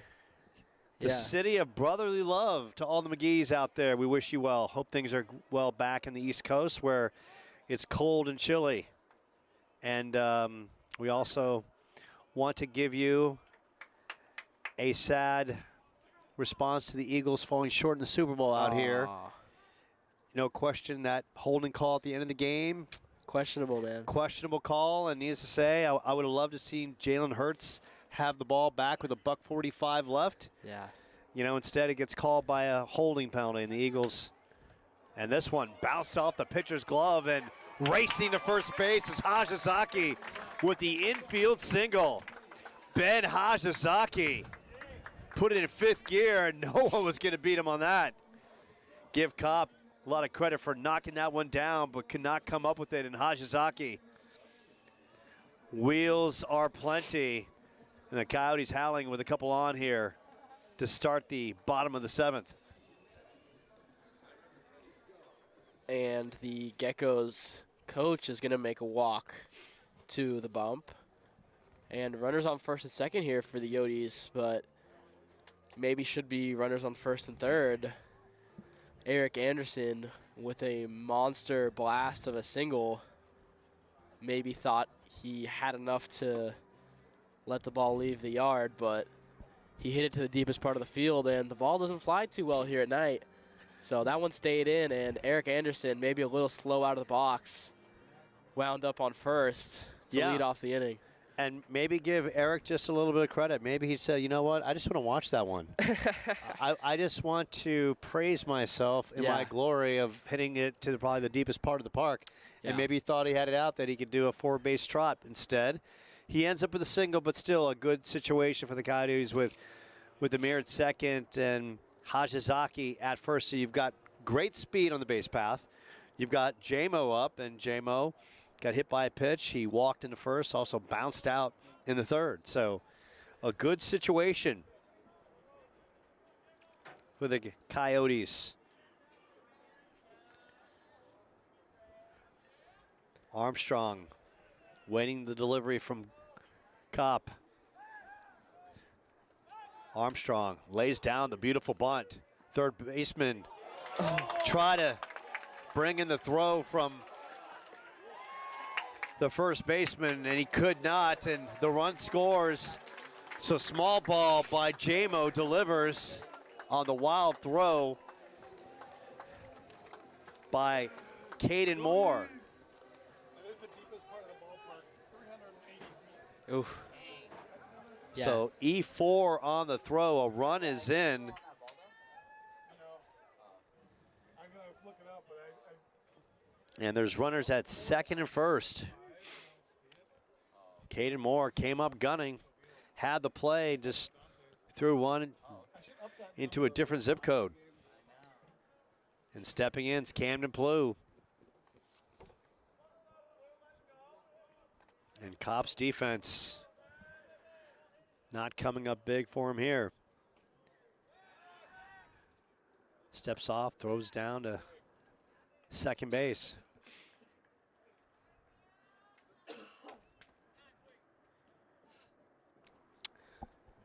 And time is called by the Coyotes hitting coach, Mr. Mike Campbell himself giving Plou an earful here.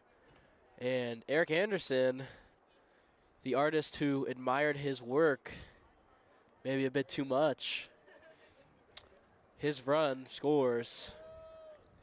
And yeah, the Coyotes take the lead back here in the bottom of the 7th. So Anderson with a good bit of hitting, driving it to the deepest part of the park.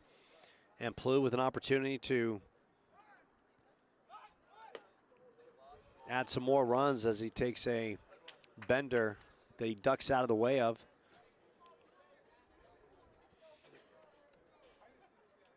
Good speed on the base path. Hashizaki and Armstrong. That's a toss-up. Who wins the 40 between those two? Yeah. We might have to set that one up after the season. Throw down to second base. Hashizaki getting in easily. So right now, the Coyotes base runners getting in the head of Kyle Kopp. Third baseman in on the grass. First baseman in on the grass. Plou showing bunt. And gets it down. Great bump by Camden Plou. Kyle Kopp goes to third base, and Kyle Kopp, the throw to third, beats the runner. So great defense by Kyle Kopp, showing his composure, coming off the bump, feels it cleanly, nice throw, and for the first out.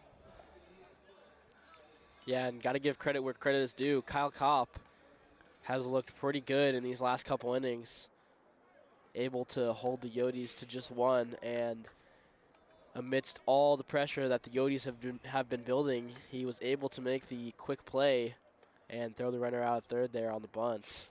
You know, normally that will catch a pitcher off guard or even frustrated, you know, when the Coyotes go to that small ball game. But Kyle Kopp having no problem making the out at third as he bends that one in for a ball just low to the hitter, Dante Turgeon.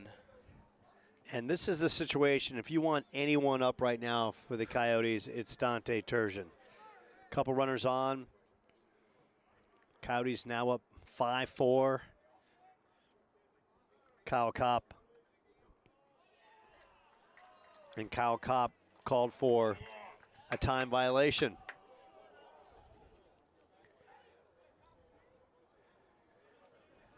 And that's exactly what the Coyotes want to see. Kyle Kopp maybe getting lost on the bump in the heat of the at-bat as he deals a 1-0. And that one scorches Dante Turgeon in the back of the head or the upper back. And Kyle Kopp, immediately after the time violation, you know, hits Dante in the back and might be a little frustrated here as he finds himself with bases loaded and only one out as Tank Tate Lewis steps up to bat. Terrific Tate with an opportunity. They are stacked and packed, nowhere to put them. Shot in the gap, scores all three. Terrific Tate dialing in on Kyle Kopp. First pitch. Fouls this one off. Fouls it off his foot for strike one.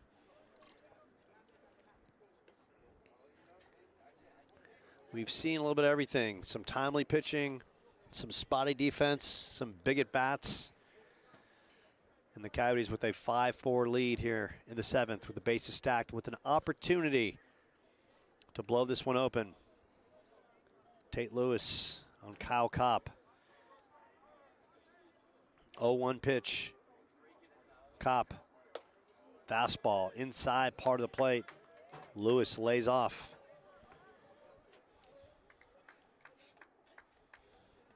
And the beautiful thing, we have our own replay in the booth. Yeah. On the delay, courtesy of YouTube. So 1-1 pitch, Kyle Kopp. Bases stacked. Terrific Tate takes a bender inside part of the plate. Tate didn't like the call, goes to 1-2.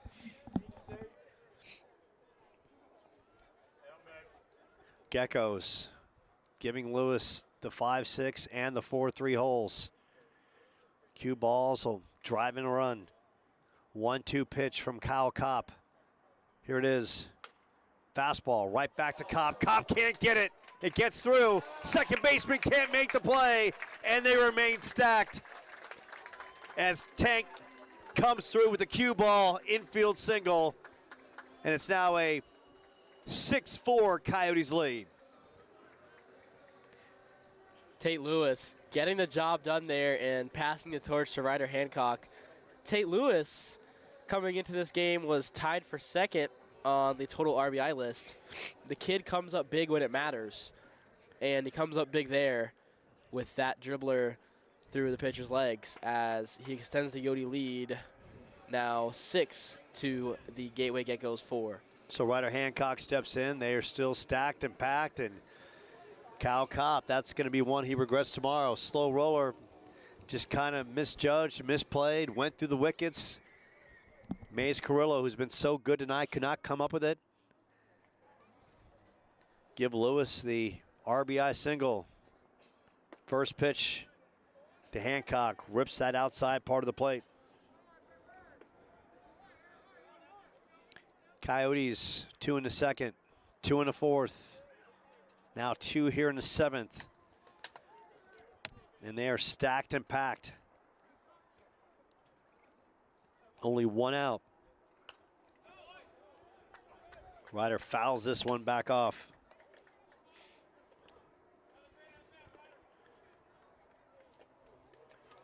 Members of the girls softball team on hand after splitting a pair against Mesa Community College, losing the first game 13-6 and winning the nightcap behind Paige Salazar's complete 5-4 victory. Ryder swings right through the breaking pitch for the second out of the inning. Stepping in, Ethan Hatch, RBI single in the first, fielder's choice in the fourth, and a sac fly in the sixth.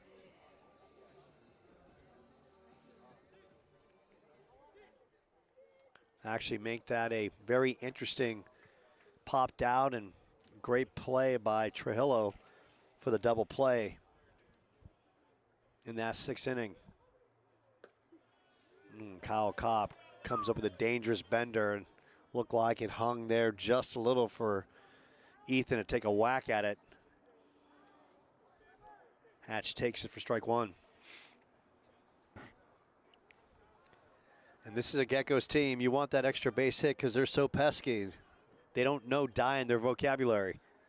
Hatch, 0-1 pitch, bounces one up the middle. It goes through. 1 run is in.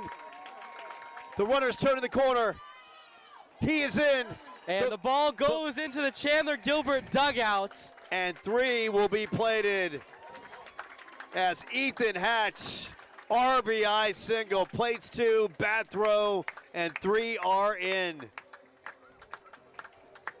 And they say, Ethan Hatch, come on down to third. And it's a 5-run seventh for the home team. And it's good to see Ethan's been struggling this season. He's come up with a couple key hits in this one. RBI single in the second. And then an RBI single, plates 2, and then the overthrow gets the other run in. Part of a 5-run seventh here for the Coyotes. Yeah, ever since conference play started for these Coyotes, Ethan Hatch has come to life, and he extends the Yodi lead there. Joe, great call out. You just, right before that hit, you stated that, you know, it'd be nice to have a couple extra runs because this Gecko team is scrappy and will play it close. And Ethan Hatch gets the job done and is able to bring in all 3 of the ducks on the pond. And just like that, Kyle Kopp's day is over, and taking the rubber now for the Gateway Geckos is a right-handed pitcher.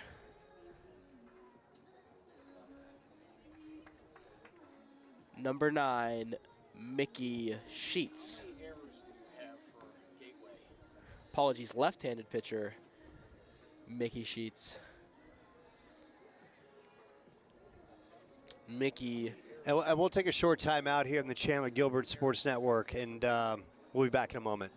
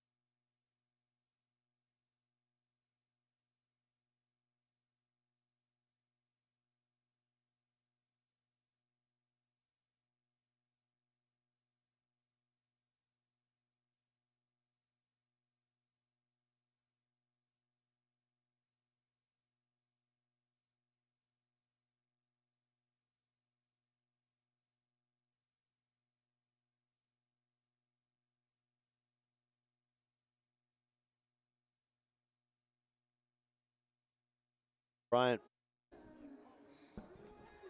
And we welcome you back to where the Coyotes have batted around and then some. Easton Bryant. Looks like we have a pinch hitter for Easton Bryant, and this is number 22, Porter Pittman. And he'll take his crack at lefty for the Geckos, and Mickey Sheets. So Sheets trying to put a tourniquet on this one after the Coyotes have played at 5 against Kyle Kopp in relief of Andy Gonzalez. And some shoddy Geckos defense in this inning hasn't helped their cause. Porter Pittman, second pitch from Sheets, takes outside. Mickey Sheets, the sophomore left-handed pitcher for Gateway. Once again, like Kyle Kopp, sporting a clean 0.00 ERA, but once again, through a small sample size of just 4 innings, as he lays that fastball on the outside part for a strike. Pittman coming in, hitting .313. Has a way of finding the play and putting the ball in play. Takes 2 straight benders. Now a 2-strike count on Pittman. Runner at third. Coyotes have played at 5 here in the 7th. Sheets winds. This one lifted to left center. Going back is the left fielder and making a play is Dominic Castle. But the home team puts up a 5 spot. And heading to the 8th, the Coyotes with a 9-4 lead.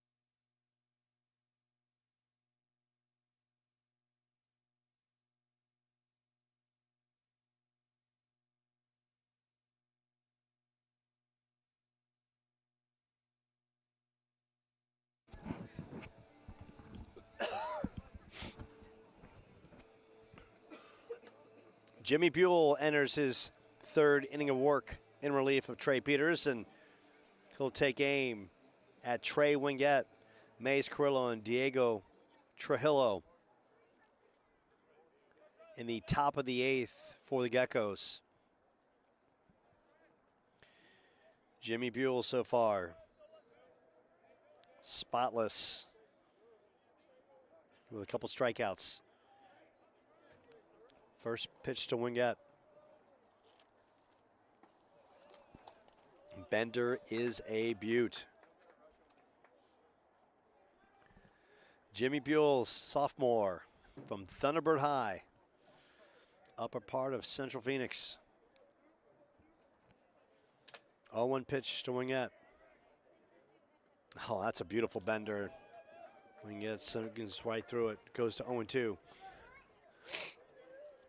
Jimmy Buell showing off the versatility of the slider again tonight, going back to the inside part of the plate. And I mean, wow, his control of that pitch is just stunning this season. Wingett 1 for 3, 2 strikeouts tonight. He takes a bender off his body.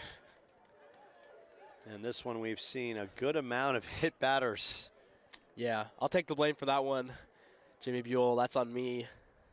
Maybe jinxed him a little bit there.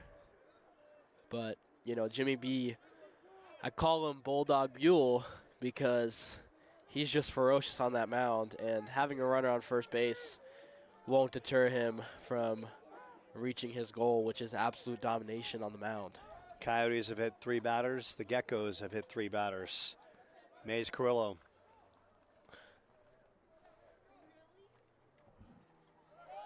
Runners going.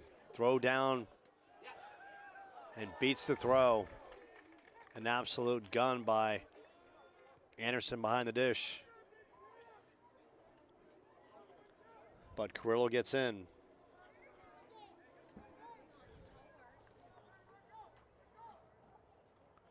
Wingate on the steal, I should say, as Carrillo at the dish. RBI opportunity. Bender misses way outside. And in this situation right now, Adam, can't overthink it. Get a 5-run lead. Pitch a little contact here. Yeah, pitching to contact would be Jimmy B's best course of action here, but I mean, Jimmy B is such a competitor. He won't give up any pitches. So, you know, still expect him to paint here as he misses high with that fastball. But yeah, Jimmy Buell has been absolutely dominant so far this season for the Coyotes, and tonight has been no different, besides that hit by pitch, who now stands on second base. Wingate at second, getting hit by a pitch. Castillo at the dish. He takes a fastball. And Jimmy B trying to work his way back into this one.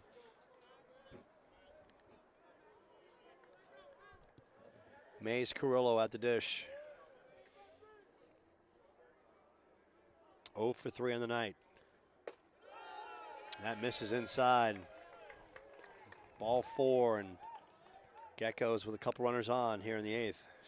And stepping in is Diego Trujillo as John Watson makes a call to the bullpen, and we'll take a timeout here in the Chandler-Gilbert Sports Network. It's the Coyotes and Geckos, with the Coyotes leading 9-4 here in the top of the 8th.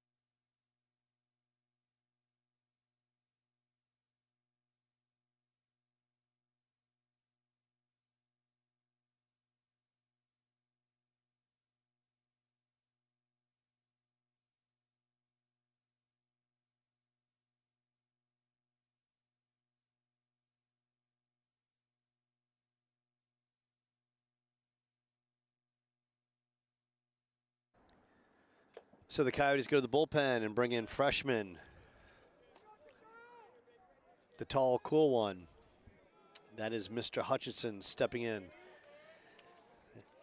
He's going to work against Diego Trujillo. 1 for 3 on the night.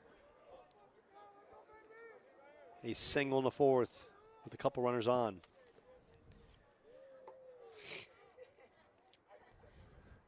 First pitch from Daniel Hutchison. And Trujillo wastes no time, swings right through it.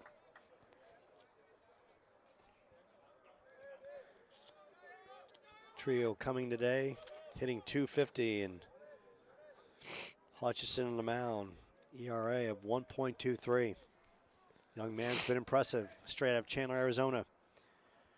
And this one scorched in the right center field gap. 1 run will score. Ball goes to the wall. Trujillo on his way to third. Another run is in. And Trujillo with a stand-up triple. And the Geckos put up 2 and wanting more here in the 8th. And Adam, that was just about location, and Trujillo jumped all over it. Yeah, that pitch left middle by D. Hutch, and you know, first pitch was 92 miles an hour, second was 91. So look, Daniel Hutch he's looking sharp tonight, but the location just wasn't there on that one. And Trujillo took full advantage, driving that one to the right center wall as D. Hutch misses high and away with that slider. Stepping in, Raymond Padilla grounded out to short his first time out, struck out, and flew out to center in the 6th. So 2 runs in, now a 9-6 game, and this one fouled off. Daniel Hutchison sporting a nasty 4-pitch mix. He's got that fastball, normally upper 8s to low 9s, 88 to 92. The changeup, low 80s, curveball, low 80s, and the slider, low 80s as well. There's the slider, and driven down the third base foul line is that one. That'll be a strike in the scorebook. So give the Geckos a lot of credit. This is a team that battles. They will fight you to the very last second. As Hutchison looks for the first out of the inning and gets it by getting Padilla waving on a high fastball for out number 1. Stepping in, Braden Watkins. A couple cue ball base hits and bounced out to short his last time up. Good to see that composure from the true freshman, Daniel Hutchison, you know, to give up a big 2 RBI double like that, and then, or apologies, triple, and then come back with a strikeout is always great. Great to see, and he wastes no time getting right back to work. Already ahead in this count, 0-1 after that nice bender, which is taken for a strike by number 21. Watkins, very pesky hitter. Just puts a bat on the ball any way possible. 0-1 pitch. Lays the bunt down, foul down the third base line. Quickly goes to 0-2. Now, if you're Hutch here, 0-2 count. We've seen Watkins cue ball, a couple base hits to left. Adam, what's the pitch selection here? Yeah, I mean, if you're Hutch and you have that power fastball, you know, no reason to shy away from the inside part of the plate. 0-2 pitch from Watkins, and this one, a bender, and that gets Watkins waving for the second out. Yeah, that back foot breaking pitch was absolutely disgusting from Daniel Hutchison, and a bit of confusion now from the third base coach of the Geckos after that strikeout. And the home plate umpire will meet his field umpire for a quick discussion. Daniel Hutchison rebounding well after the first hitter he faced raked a double into the right center gap, and D. Hutch, with 2 consecutive strikeouts, has now regained the momentum for the Chandler-Gilbert Coyotes, and the home plate umpire giving some confirmation that that last batter was indeed called out on the K. Stepping in, Diego Alvarado.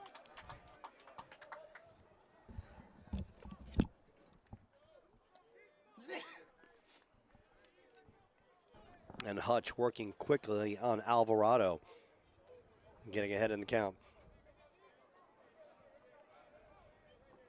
Hutch winds and delivers. Misses high and tight. Alvarado on the night, singled, struck out, and bounced to short. Geckos with 2 across here in the 8th, with Hutch in relief of Jimmy Buell. Hutch winds. Bender misses on the outside part of the plate.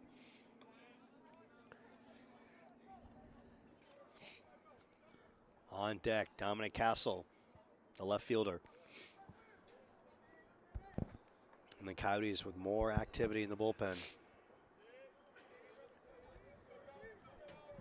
Hutch winds and delivers. Fastball. Blisters the outside part of the plate. Great spot there from D. Hutch, bringing us to a 1-2 count now.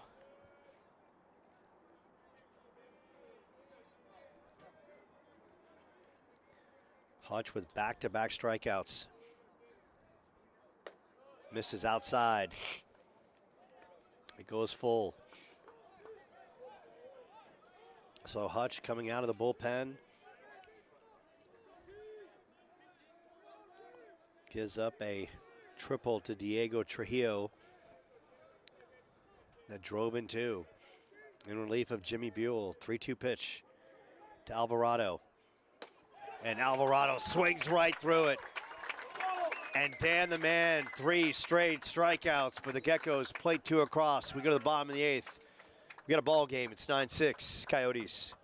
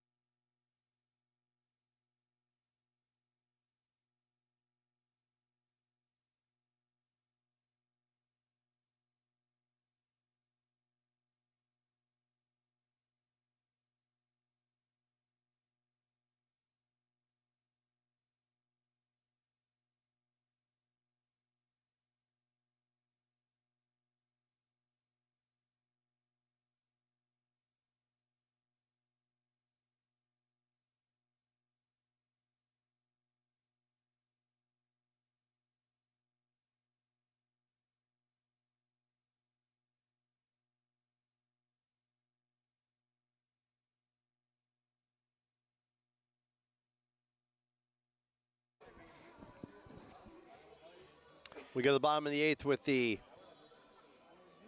Coyotes up 9-6. And stepping in is Eric Anderson.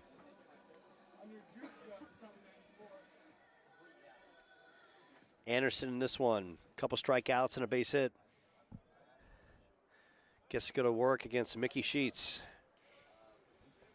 No question the Coyotes want to put more on the board because this Geckos team is scrappy. They keep coming at you. Yeah, very stubborn are the Geckos. You know, whatever mishaps their defense has, their offense is coming quickly behind to make up for it, as that slider is in there for strike 1 on Eric Anderson. Sheets moving quickly, 0-1 pitch, and Anderson swings right through it quickly, 0-2. And it's a broadcast booth that could be considering walking plagues. Adam Perry, sick. Joe Pequeno, sick. But you know what? We're here for you. We just keep going. That one wide and outside. 1-2 count on Eric Anderson. Mickey Sheets, big delivery, misses high on the bender.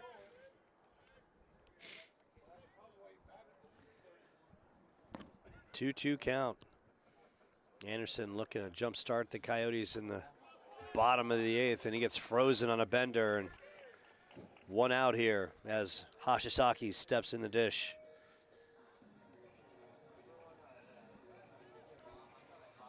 And Adam, that slow bender so deceiving on the release point. Yeah, and especially after Anderson just saw the high fastball, you know, those 2 pitchers are coming out of the same tunnel, maybe looking the same out of the hand, and Hashizaki drives that one over the shortstop's head for a base knock. But as I was saying, yeah, coming out of the same tunnel from the pitcher's hand is definitely hard to pick up for the hitter's eye, and Eric Anderson watched that one go by. Hosh having a good night.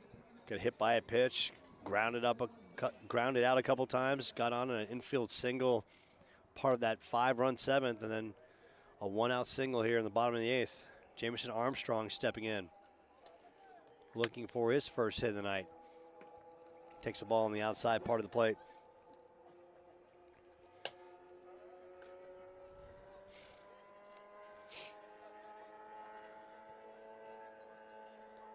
And it's early, Adam, in conference play, but just how tough have you seen these teams battle in the course of not just coming here to Chandler-Gilbert, but going on the road and seeing the home teams trying to protect their territory? Yeah, I mean, these conference games are really next level competition. You know, these are the real important games, and every team treats it as such, as the pitcher picks back to first in safely as Hashizaki. But man, these conference games are always played super tight and with utmost priority.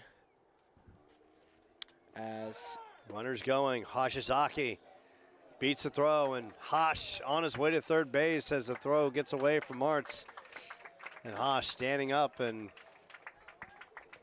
Coyotes with an opportunity with 1 out here in the 8th, and Hash at third base.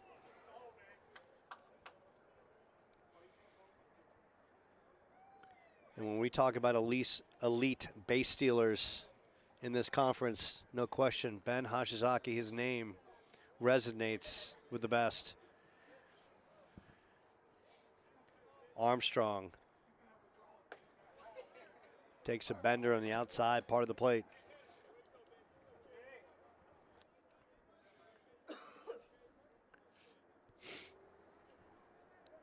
Geckos with the infield in. Armstrong just looking to poke one past the infield.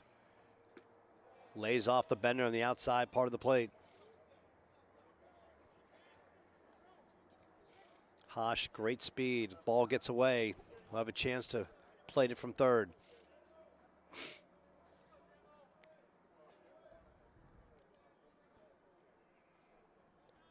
Hash at third. Armstrong at the dish. Bender freezes Armstrong on the 3-2 bender. Well, the second out of the inning, and stepping in is Camden Plew. Plew still looking for his first hit of the night. Geckos go back to medium depth with 2 outs here in the 8th.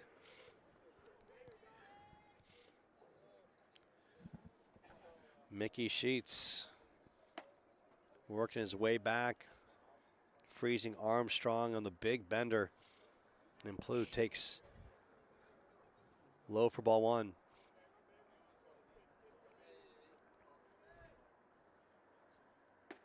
Bender hits the outside part of the plate.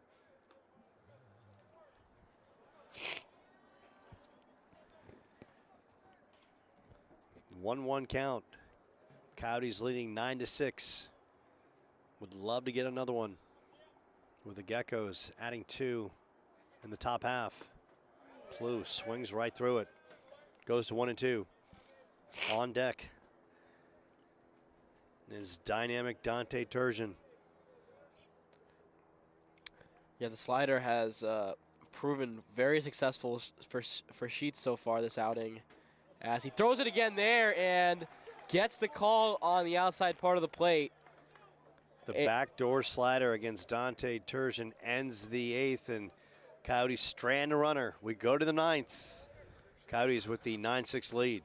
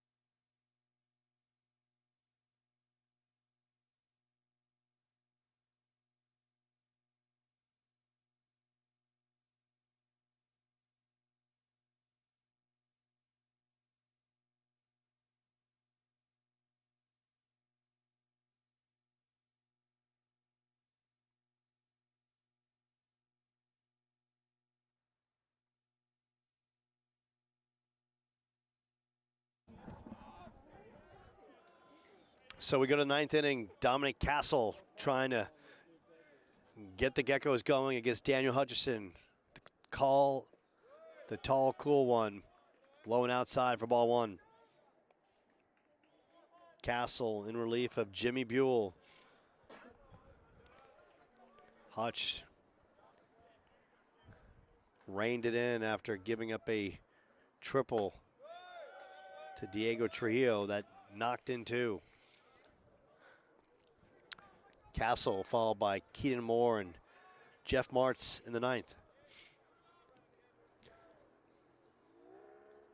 Hutch deals and fastball in for a strike as Hutch looks to close out this ball game here in the top of the ninth. But he might be on a bit of a short leash as the Coyotes have two pitchers going in the pen.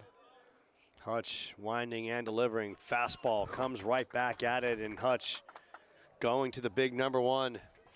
We've seen a lot of benders, a lot of breakers from both sides, and Hutch not messing around with the secondary pitches, throwing high, hard heat. Right past Castle.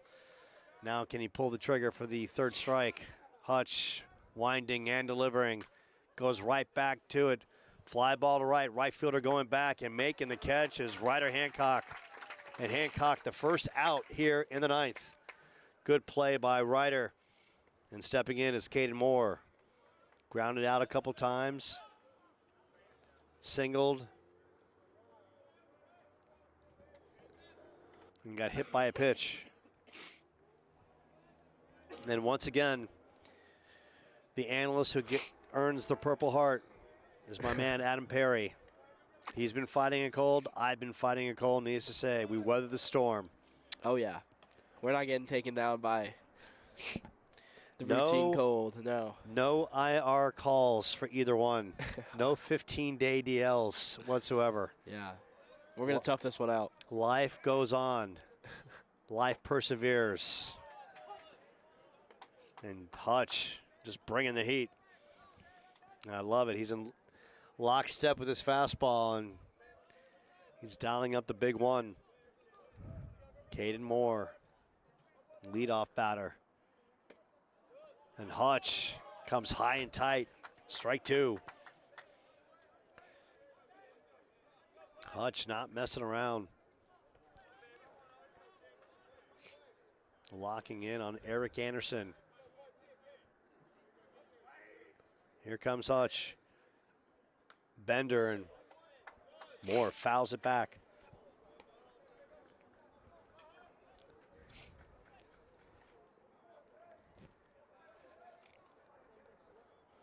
Hutch is not holding any intensity back here tonight. Flashing above 90 multiple times already. And he needs it if he wants to put away this stubborn Gecko offense. And Hutch tried to hit that outside part of the plate. Eric Anderson trying to win an Oscar for framing. Couldn't bring that one in.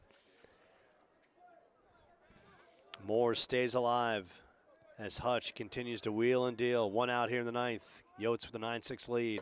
And blows it past Moore for the second out of the inning. And Hutch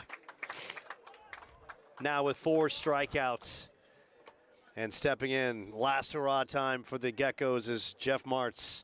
Martz, pesky at the plate, 2 for 4 in the night. A pair of doubles and a pair of throwing errors behind the dish as well.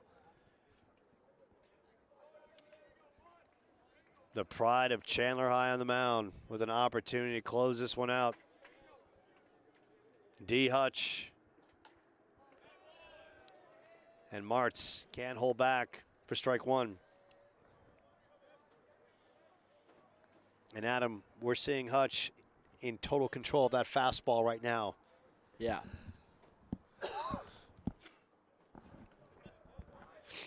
Yeah, in control of the fastball is Hutch, as well as his other pitches. I mean, the slider's been great for him tonight as he flashes it there and gets the foul ball, strike two. Daniel Hutchison now 0-2. Looking for the put-away pitch here, and we might get to see him really unleash the fastball. I mean, 0-2 in a situation like this. Why not let it rip, man? Daniel Hutchison looking for the Saturday night special. 0-2 count on Jeff Martz. Here it is. This one fouled straight back. And once again, Adam Perry's tall, not that tall. Couldn't quite reach up and grab that one. But no. he's got great dance skills, people.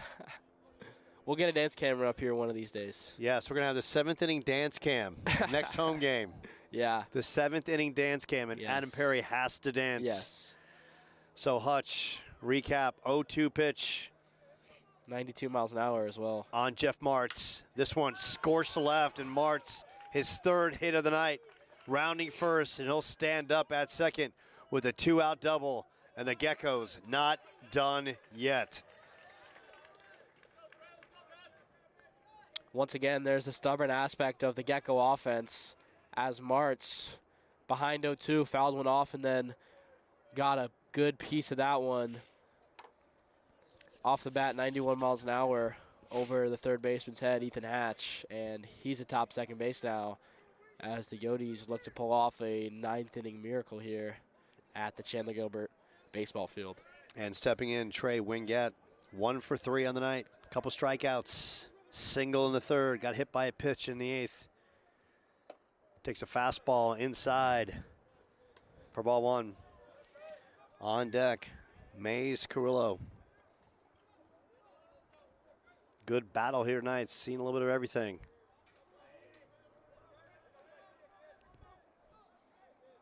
Hutch going to work. Bender misses high. Ball 2. Daniel Hutchison, for a freshman, has just been so good for this Coyote pitching staff, really establishing himself as a late reliever as he deals, and that one's going to be high and tight. And I love the fact here you see the veteran leadership of Eric Anderson. Yeah. Not letting the freshman lose his control, lose his poise, settling him down, say, look, you've got a 3-run lead. You need 1 out. Yeah. Those strikes. Yeah. Yeah, absolutely. Throw strikes. Needs to be Daniel Hutch's mindset here as the count comes to 3-0. 3-0 count on Wingett. And that misses outside. And Mays Carrillo stepping in, and John Watson going to the pen. We'll take a short timeout here in the Chandler-Gilbert Network with the Coyotes leading 9-6, 2 outs in the top of the 9th against Gateway.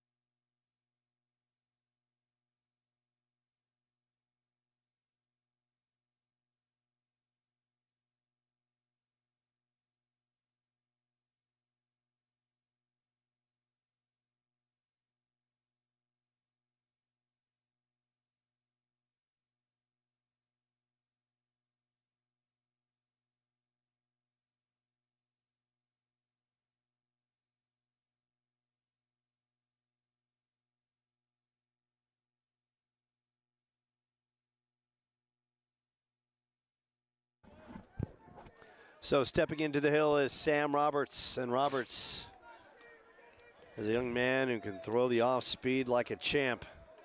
Slick Sam Roberts. And Slick Sam facing Mays Carrillo with a couple on. And Roberts Man, flings that frisbee for strike one. that pitch is just so effective coming from that submarine slot. I mean, hitters just they have to adjust to it, and for the first hitter, that's nearly impossible, especially after seeing, over-the-top throwers in the low nines all night tonight. And that misses in the outside part of the plate, and barely in the Chandler-Gilbert faithful wanted that one. Roberts, as Adam mentioned, coming off hard thrower Daniel Hutchinson, such a change in speed and such a change in onslaughts. Yeah.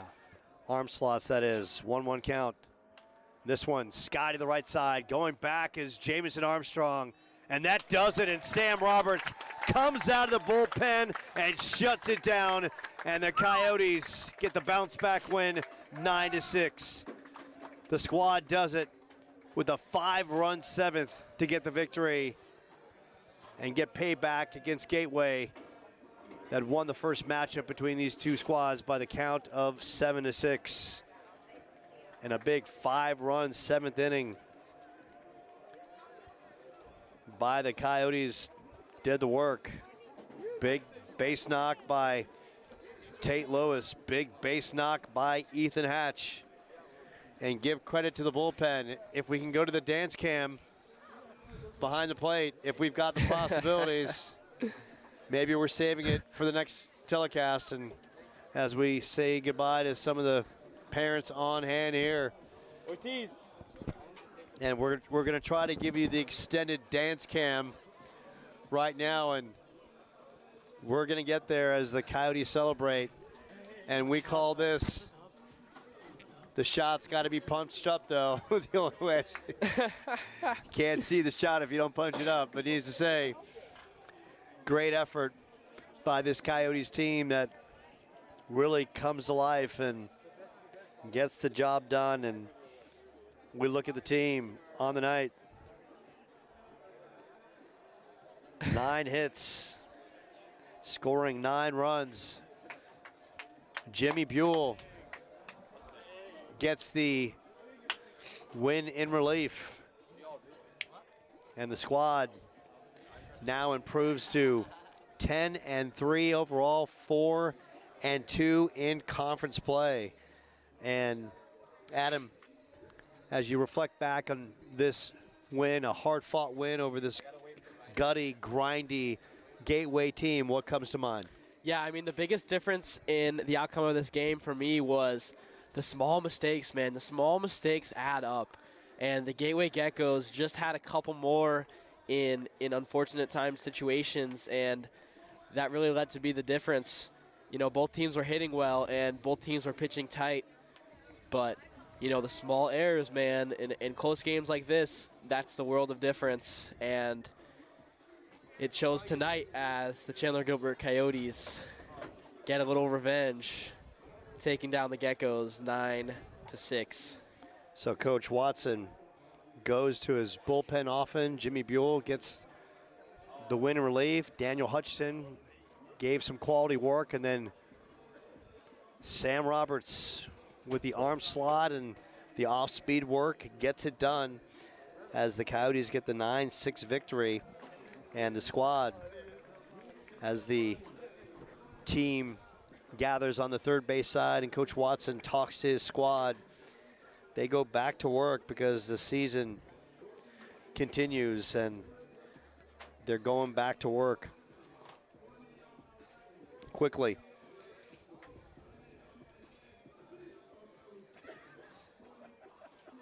And as you can see, the dance cam is there as our boys, part of the telecast, showing their moves and their grooves. And like I said, when I talked about having a talented broadcast team, I meant it not only on the analyst side of what they bring to the table, their extensive knowledge, but also their ability to get their Coyotes groove on a Saturday night or any night at this ballpark. So a great victory by the home team.